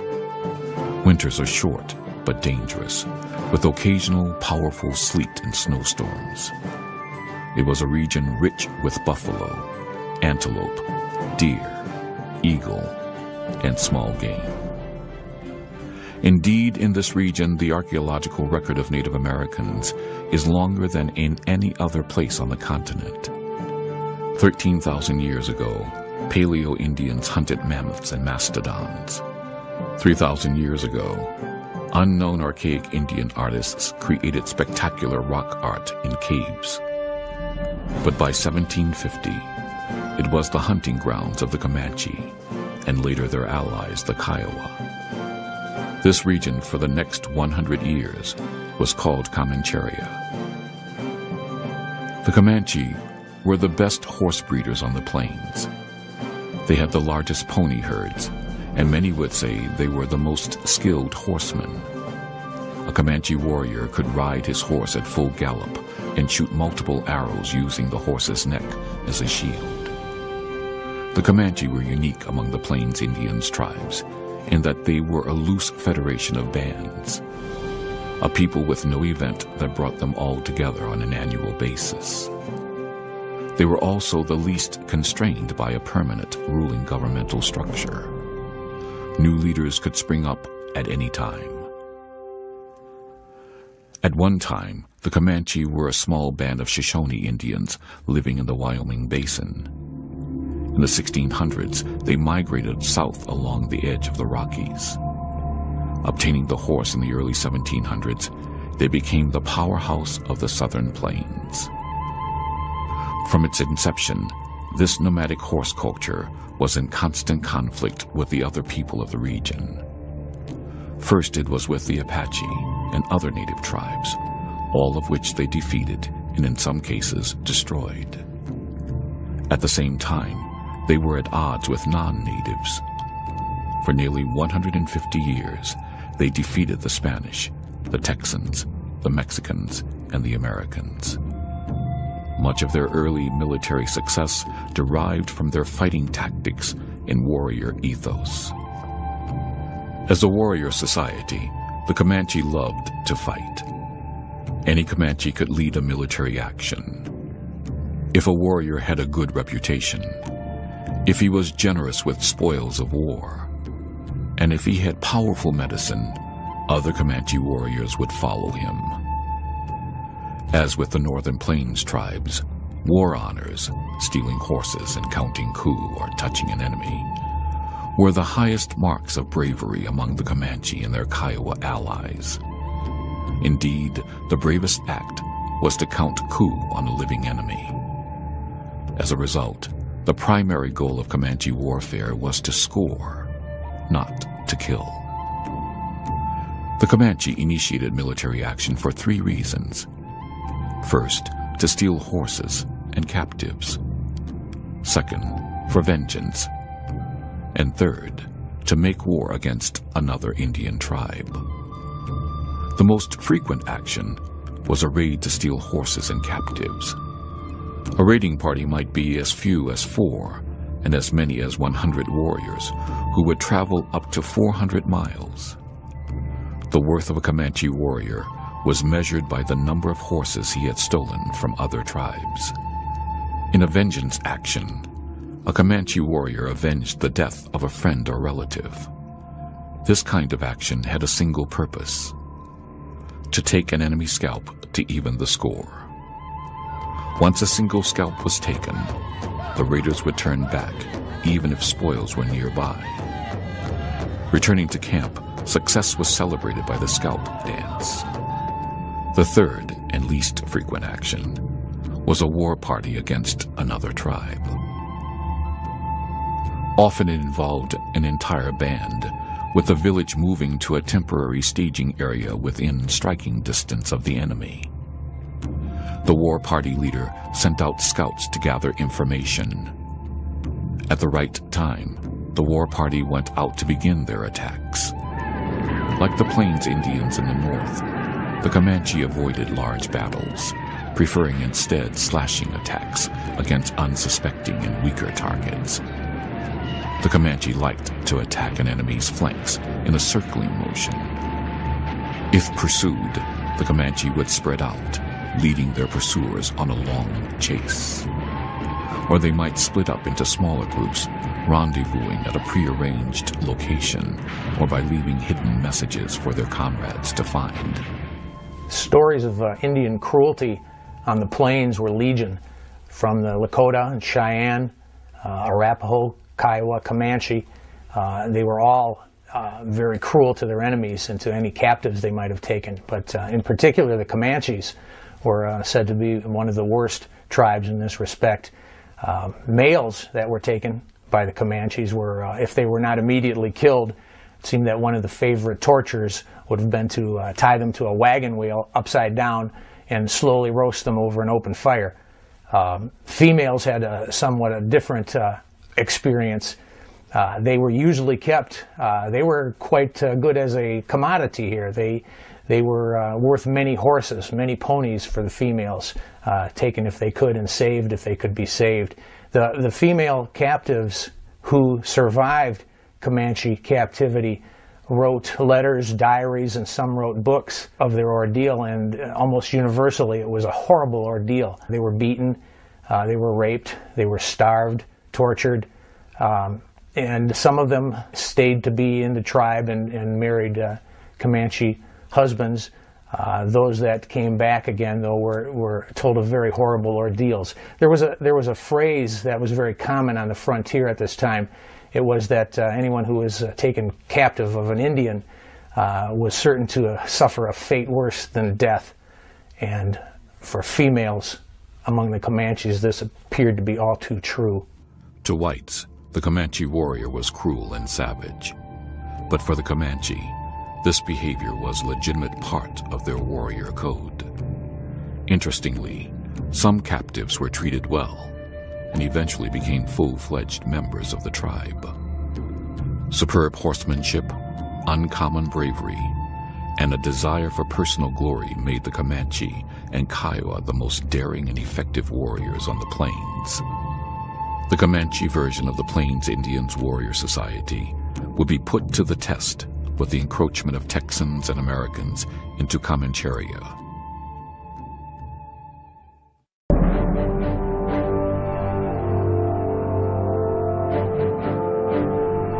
It is a little-known fact that the Comanche were responsible for preventing the Spanish from developing present-day Texas into a powerful Spanish territory. In an odd twist of fate, the Comanche preserved the southern plains and perhaps the entire West for their ultimate overlords, the United States of America. During the early years of Comancheria, warriors were constantly raiding Spain's Mexican Empire. However, by the 19th century, new events began to unfold on the fringes of Comancheria. The Santa Fe Trail between St. Louis and Santa Fe opened in 1821. A year later, Mexico gained independence from Spain. The Comanches now had new targets for raids, including Americans, who, led by Stephen Austin in 1824, arrived with settlers along the Gulf Coast of Texas. Texas settlers were a new breed of whites for the Comanche. They were hardy frontiersmen and women. Even their children carried guns. Still, they offered raiding opportunities for the Comanche, as well as a trading partner to exchange the Mexican goods pilfered on the western edge of their empire. In 1836, the famous Battle of the Alamo occurred, and within 6 months, the sovereign nation of Texas was founded. An ever-increasing number of settlers poured into Texas, excellent new targets for the Comanche raids. The thinly spread homesteaders were easy targets. The problem was that the old American militia style of response to the Comanche raids was ineffective. The settlers were not horsemen. The answer was the creation of the famous Texas Rangers, horse-mounted gunmen whose sole purpose was to protect farmers and ranchers from the Comanche and Mexicans. These free-ranging gunslingers had no uniforms and were more like Cossacks. In the early 1830s, the Comanche had the upper hand until the arrival of the Colt revolver, the famous repeating handgun of the West. The Rangers, for the first time, had superior firepower to the Comanche bow and arrow. Then, in December 1838, Mirabeau Bonaparte Lamar replaced Sam Houston as president of Texas. Lamar, when he succeeded Houston as president, Houston had a policy of getting along with the Indians and working with them. Lamar's attitude was destroy. We want no Indians in Texas, and Texas will not be safe or peaceful until we have driven all Indians out of Texas. This virtually gave an open season or an open license to warfare or killing and driving out the Indians. Within the year, what Lamar had called the rat's nest of eastern tribes had been cleaned out of Texas. Turning their attention to the Comanche, the Texas Rangers, now well organized, had one success after another. The hardened veterans rode like the Comanche and fought like the Comanche, but practiced none of the game-like aspects of Comanche warfare. By 1840, the Texas Rangers had proved so devastating that eastern Texas's primary Comanche band, the Panateca, or Honey Eaters, sought a truce. Comanches and the Texans had been fighting for years. By 1840, they decided it was time for a peace. The prerequisite for this meeting was supposed to be that the Comanches would turn in all of their captives. The Comanches brought in to the council house in San Antonio in March 1840, brought in one captive with them. All they brought in was a young girl about 14 years old at the time named Matilda Lockhart. She had been cruelly abused. Her nose had been burned off. There was a black scar and holes where her nose used to be. The Texans were enraged at this. She quickly spilled out her story of abuse and torture, and she told the Texans that there were more captives back in the Comanche village. The Texans asked the Comanches, "Where are your other captives?" Chief Muguara of the Penatecas answered that, "We don't have any captives. They're all spread out amongst the other tribes." Then there was a long silence, and Muguara responded again and said, "How do you like that answer?" That was a big mistake. Texans didn't like that answer at all. They said, unless the rest of the captives are going to be delivered immediately, we're going to hold you all as hostages. And with that, soldiers appeared. They appeared outside the building. They appeared in the building. The Indians, of course, were not going to stand for this. The knives were pulled. The arrows and bows were drawn. The soldiers came in. There was a great melee inside the council house. And there was fighting in the streets. The townsfolk were running, screaming, shooting. Indians running through the streets. It took most of the day before all the Indians were either killed or captured. In the end, there were about 7 Texans killed and 8 wounded. There were 35 or so Indians killed and another 27 captured. From that point on, the council house, after the council house fight, from that point on, it was almost impossible to get the Texans and Comanches together. The violence increased after that point.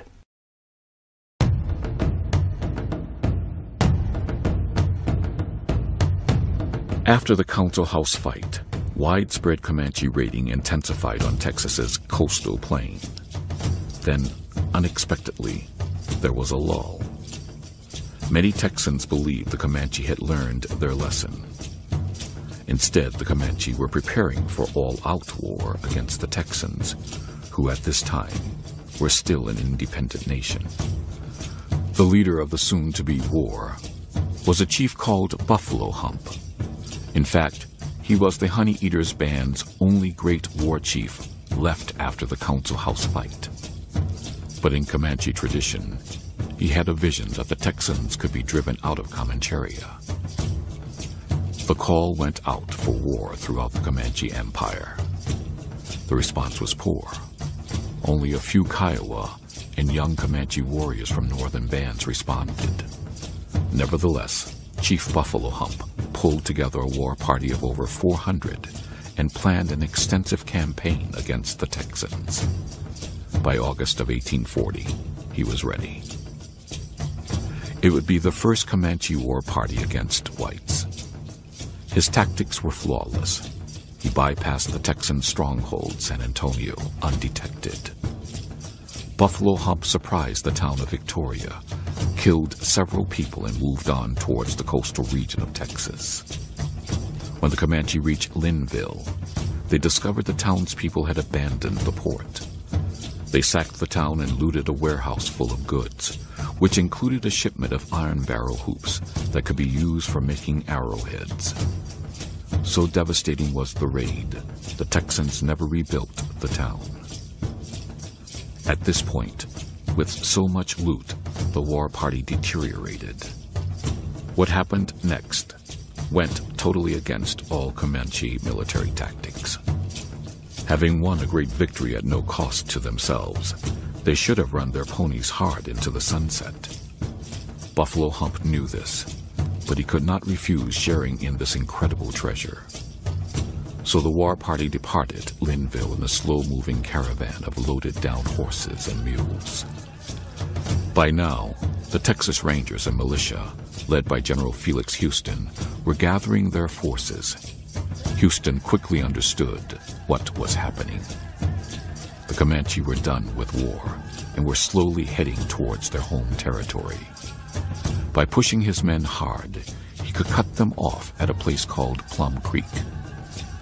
On August 11th, 1840, a battle ensued. It was the most bizarre sight in all the Indian wars. Wearing top hats and carrying umbrellas, the Comanche became trapped in their caravan of horses and mules. Uncertain whether to protect their stash of goods, fight or run, they suffered a bitter defeat. In the end, 80 warriors were dead and 1 Texan was killed. The Comanche lost their loot, which interestingly the Texans now divided amongst themselves. However, Buffalo Hump's war guaranteed a fight to the death over who would control Texas. Chief Buffalo Hump escaped the Plum Creek fight and held out against the Texans for another 6 years, finally signing a peace treaty. From then on, he led his people to a series of reservation stops until they ended up in 1859 at the present-day location of the Comanche Kiowa Reservation in Oklahoma. Buffalo Hump died 11 years later. At the time of Buffalo Hump's war, the Kiowa and Comanche were thriving in the north.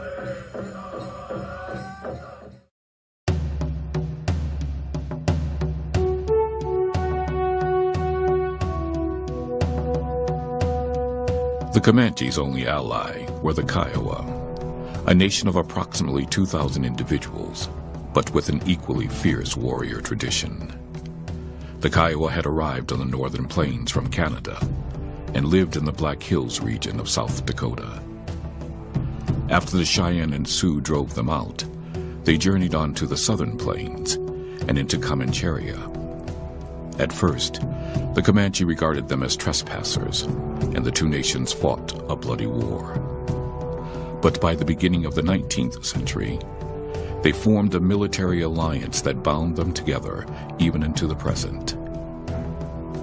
Unlike the loosely organized Comanche, the Kiowa were a highly structured military society. The tribe was governed by a council of chiefs made up of leaders from the tribe's bands. Most often, these chiefs were men who had achieved military or diplomatic honors. Kiowa warriors also found honor in stealing horses and counting coup on enemies. Frequently, they raided nearby tribes or went south into Texas and Mexico, striking ranches for ponies and captives. By this time, Kiowa lands included parts of the present-day Texas Panhandle, a wide expanse of shortgrass prairie and cactus carved by a few shallow waterways. Called the Llano Estacado, or the Staked Plains, it is the southernmost reach of the High Plains. The plains end here at a steep ridge that drops off into haunting red earth badlands. It is also a primary north-south migration route for the buffalo and the final stronghold for the Kiowa and Comanche. It was here in 1864, at a deserted trading post called Adobe Walls, that the Kiowa fought their most famous battle against the legendary frontier trapper and explorer, Christopher Kit Carson. A year earlier, Carson, a hero in the mold of George Rogers Clark and Daniel Boone, had defeated the Navajo with his Scorched Earth campaign. In 1864, General James H. Carleton, military commander of the Department of New Mexico, ordered Colonel Carson to attack Indian villages along the Canadian River in the Staked Plains. In the fall of 1864, Kit Carson left Fort Bascom, New Mexico Territory, with about 300 men of the New Mexico Cavalry and California Cavalry. He was heading east, looking for Kiowa and Comanches, who had been raiding along the Santa Fe Trail that year. He got into the Texas Panhandle on the Canadian River, a place called Adobe Walls, an old fort, an old trading post that George Bent had been decayed for about 20 years or more here now. He found a village of little mountains, Kiowas, and he pretty much drove the Indians out of the area, kept going downstream.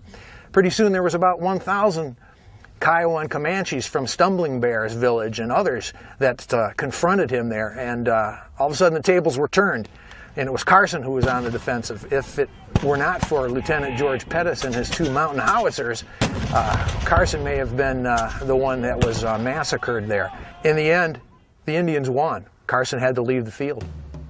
After the battle, tensions remained high between the ever-growing number of immigrants and traders and the Indians along the Santa Fe Trail.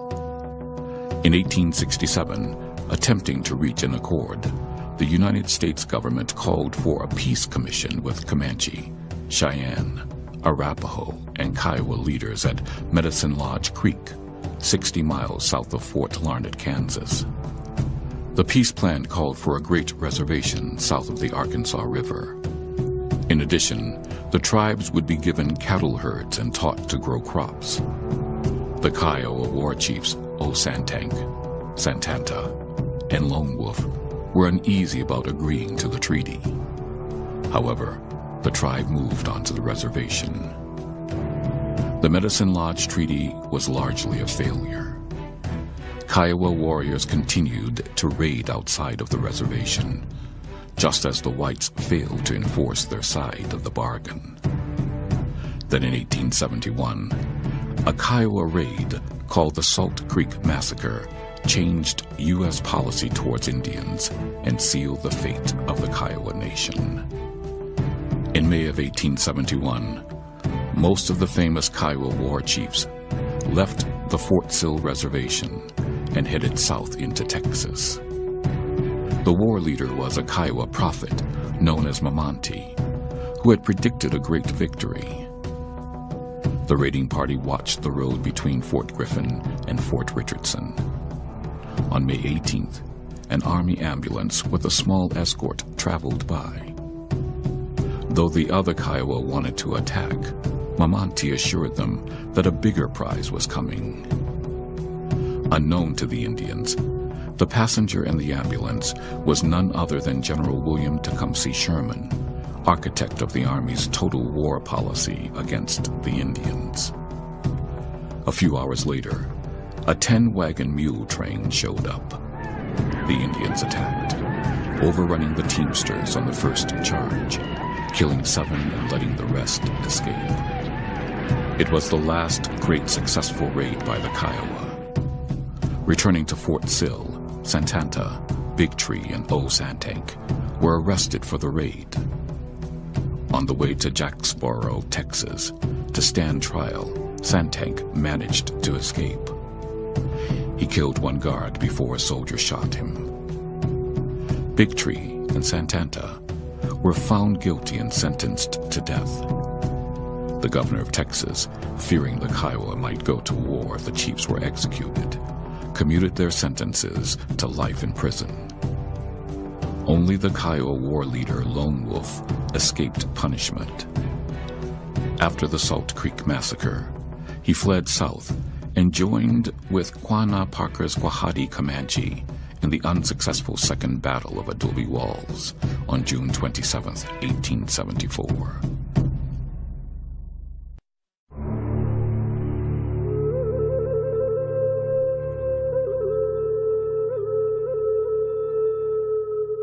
After the defeat at Plum Creek in 1840, external events moved against the Comanche. Texas became part of the United States in 1845 and could now bring the full force of the U.S. military to bear on the Comanche. But the most devastating event was the discovery of gold in California in 1848. Within a year, 100,000 gold seekers traveled west.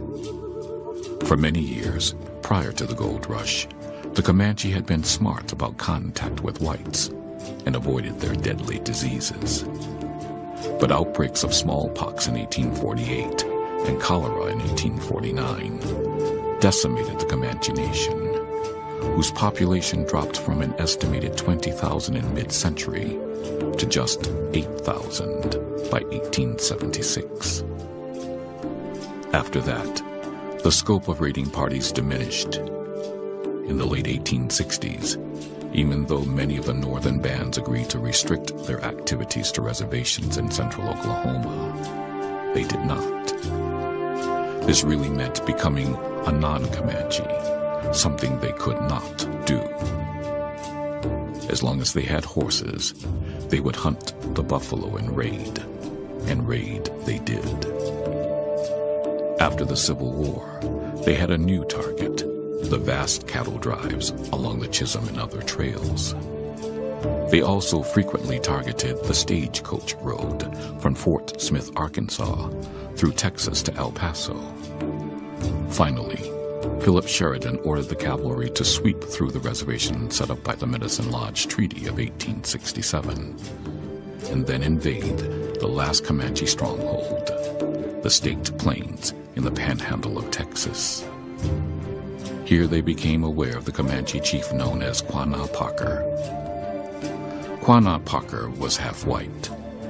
His mother, Cynthia Parker, had been captured by the Caddo tribe when she was 9 and then traded to the Comanche. As an adult, Cynthia Parker adopted the Comanche way of life, married one of its chiefs, and had a son, Quanah Parker. At the age of 15, he joined the powerful Comanche Quahati Band and became a war chief. This new leader fearlessly led charges against the cavalry, capturing many of their horses and killing and scalping a soldier. While Sheridan's 1868 military campaign was less than successful, another white enterprise was. Teams of buffalo hunters and skinners were rapidly exterminating the last of the once immense southern herds. The team's best marksmen would create what was called a stand by killing the herd leader. The herd then stood about, leaderless and confused, unable to go anywhere, while the rest of the hunters, using powerful new guns with telescopic sights, easily picked them off, one by one. The hunters were interested only in the buffalo skins, which were sold back east. From 1872 to 1874, hunters killed over 3.5 million animals, virtually destroying the buffalo and driving them near to extinction. General Sheridan remarked about the professionals, "Let them kill, skin, and sell until the buffalo is exterminated, as it is the only way to bring lasting peace and allow civilization to advance." When the buffalo hunters reached the Staked Plains and set up camp at the old battle site of Adobe Walls, Quanah Parker called for war. For the first time, the Comanche held a sun dance, hoping to attract the Cheyenne Arapaho. The ceremony worked, and in June of 1874, Quanah Parker led a force of Kiowa, Cheyenne, Arapaho, and Comanche against the buffalo hunters. But victory was not to be his. The Allied forces were repelled by the buffalo hunters' superior weapons. Randall Mackenzie, in late September 1874, led about 600 troopers of the 4th Cavalry and 10th Infantry into the Staked Plains of Texas, hunting Comanches, Kiowas, and Cheyenne.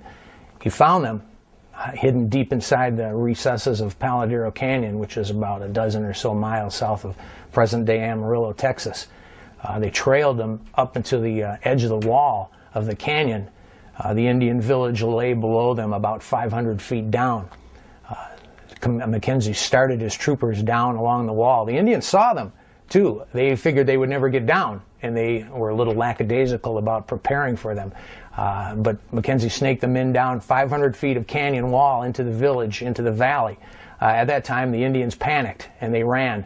Mackenzie's soldiers attacked the village. There were only about 4 Indians killed, and just a handful of Mackenzie's troopers were hit. But the main significance of this fight here lies in the aftermath. The village was destroyed. There were buffalo robes. There was a supply of winter food that was destroyed.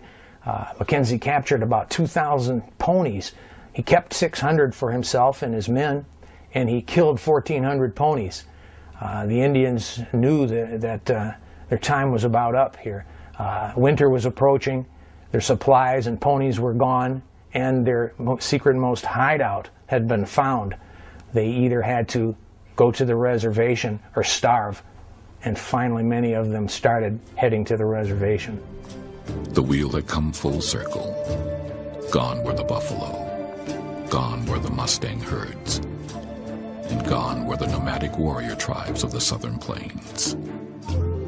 Once again, they became sedentary farmers.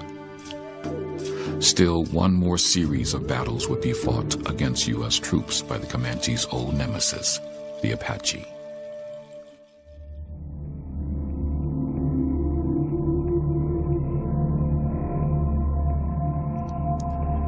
The desert Southwest is a region that covers most of present-day Arizona and New Mexico, a land of dramatic landscapes, cliffs and canyons, a land of deserts and mountains, cactus and scrub.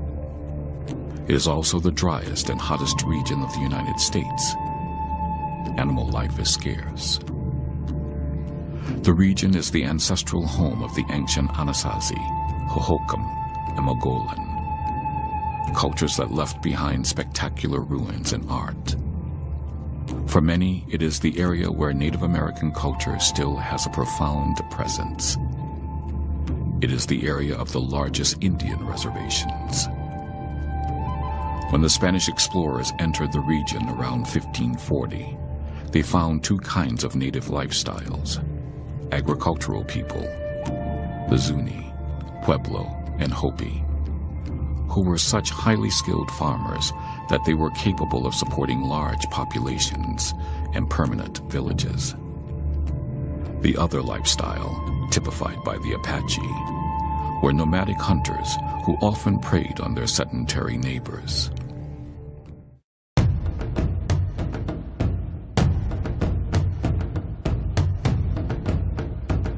The prehistoric Apache ranged over a large region.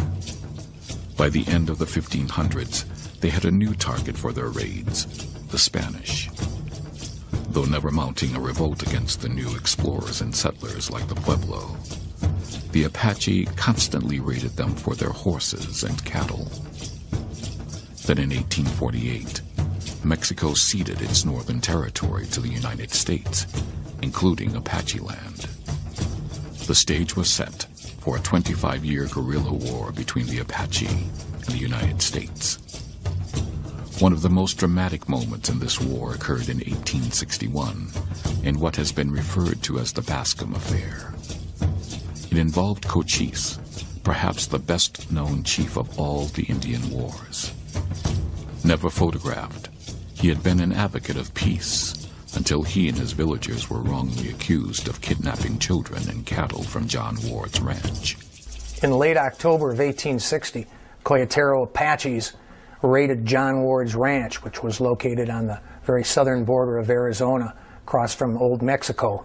They stole his livestock, and they stole his 12-year-old stepson, who became later known as Mickey Free.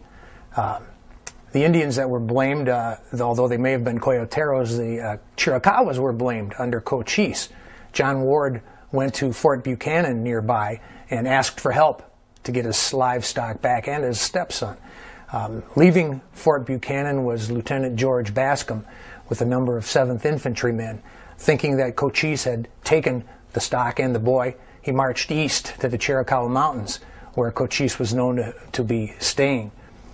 He arranged a meeting with Cochise, and Cochise agreed to meet with him. Bascom moved into Siphon Canyon and set his tents up, which was just a little bit east of Apache Pass. Cochise came in with his family, not expecting anything to happen. He went into the tent and met with Bascom. Bascom confronted him and said, "Where's the livestock? Where's the boy of John Ward that you stole?" Cochise didn't know anything about it. He didn't do it, but he said that if you give me about 10 days, I can probably find the boy for you. Bascom said that, well, that would be fine, but he was going to hold his family hostage in the meantime. Well, that didn't go over well with Cochise at all. He pulled out a knife, slid open the tent that he was in, ran out the backside and up the hill amidst a barrage of firing from the soldiers. The affair was known later as either the Cut the Tent affair or the Bascom affair, and it became a point in our history of where we can consider probably that the Apache Wars really began from that point on. Cochise then took his own hostage, James F. Wallace, a station attendant of the Butterfield stagecoach line. Over the next 2 weeks, the Bascom affair escalated rapidly. The Apache raided ranches and mail coaches. Bascom took more hostages. When the lieutenant refused to release Cochise's relatives, the Apache leader killed Wallace and mutilated his body so badly he could only be identified through the fillings in his teeth. On February 19th, Bascom retaliated by hanging 3 of Cochise's relatives. Thus began a bloody guerrilla war that lasted for 25 years. Cochise and his father-in-law, Mangus Coloradus, vowed to drive the whites from Arizona. They raided ranches, mining camps, and mail coaches, virtually halting all immigration into the area. For a brief time, Arizona was once again Apache territory. And then in 1862, Mangus and Cochise learned that Union General James H. Carleton was marching 1,800 men east from California to New Mexico. They gathered together the largest single force of Apache ever assembled, over 700 warriors. At Apache Pass, they laid a trap. Apache Pass in southeastern Arizona was a strategic point. It was located between the Dos Cabezas Mountains and the Chiricahua Mountains on the north and south, and between the Chihuahuan Desert and the Sonoran Desert on the east and west. And in between, right in the middle of the pass, was a little spring of fresh water that was very important to any travelers who were coming through the area. They almost always had to go through Apache Pass.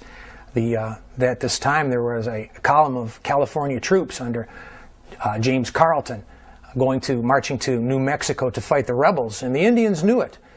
Cochise, Mangus Coloradus assembled a great force of Apache warriors in the pass, waiting for the troops to arrive. The first advance guard of about 120 or so men of the California Infantry under Lieutenant Thomas Roberts approached the pass.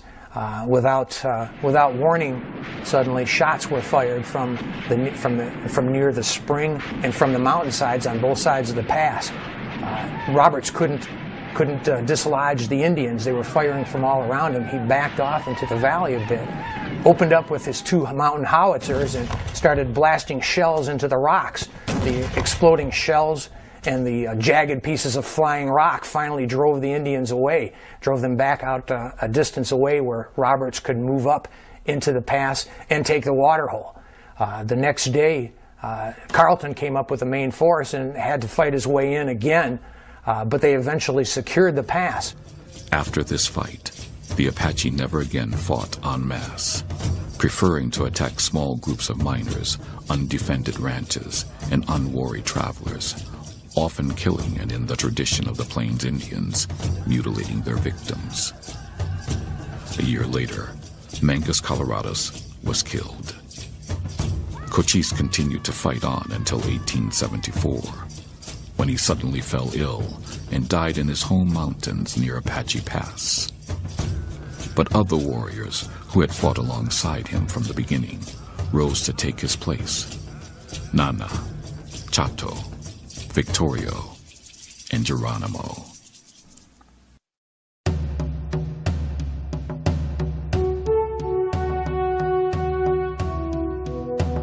Victorio, born in New Mexico's Black Range Mountains in 1825, became a leader of the Chiricahua Apache after Mangus Coloradus' death. He quickly became an effective guerrilla raider.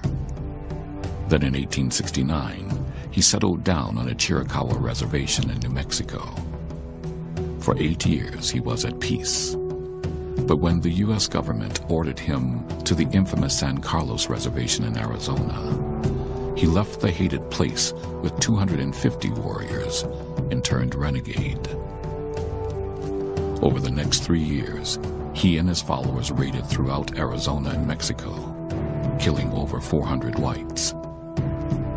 Then on October 15th, 1880, he and his men were surrounded in Chihuahua, Mexico, and were wiped out by Mexican troops under the command of Colonel Joaquin Terrazas. However, it was Geronimo who would go down in Western history as the ultimate Indian renegade. Geronimo was born in 1829 and rose to become the leader of the Chiricahua Apache. He was known as Goyathle, one who yawns, but his life was far from commonplace. The slaughter of his family by Mexican troops when he was a young man turned him from peace to war against the whites. He was a complex and philosophical man. He once said, "I cannot think we are useless, or God would not have created us. There is one God looking down on us all. We are all children of one God. The sun, the darkness, the winds are all listening to what we have to say." To his followers, he was a powerful medicine man who could see into the future and walk without leaving footprints. Still, from the beginning of the Apache guerrilla wars in 1861, he regularly raided ranches and American settlements until his final capture. To whites, his raids were brutal and savage. Then in 1884, General George Crook, the U.S. Army's most celebrated Indian fighter, persuaded Geronimo to return to the San Carlos Apache Reservation. In his 1884 report to the War Department, Crook stated, "For the first time in the history of that fierce people, every member of the Apache tribe is at peace." But peace was short-lived. In May of 1885, Geronimo bolted again. After leaving the reservation, he attacked the Phillips Ranch, killing 3 of the family and leaving their 5-year-old daughter hanging from a meat hook. General Crook went after him, but the wily Apache war leader escaped. As a result, Crook was relieved of command and replaced by General Nelson Miles, a hero of many Indian campaigns. Miles assembled an incredible force of 5,000 troops to hunt down Geronimo. Still, Geronimo continued to raid. Hysteria, aided by lurid and exaggerated newspaper accounts, swept the Southwest and the entire country. When it came, the end was strangely subdued. In August 1886, an intrepid young lieutenant, Charles Gatewood, walked into Geronimo's camp in the Sierra Madre Mountains of Mexico, and persuaded him to surrender. The Indian Wars ended on that day. So feared was Geronimo that President Grover Cleveland recommended he be hanged. Instead, he was sent to prison in Marion, Florida. In 1894, Geronimo was allowed to return to Fort Sill, where he dictated to S.S. Barrett his autobiography, Geronimo, His Own Story. Geronimo died there in 1909.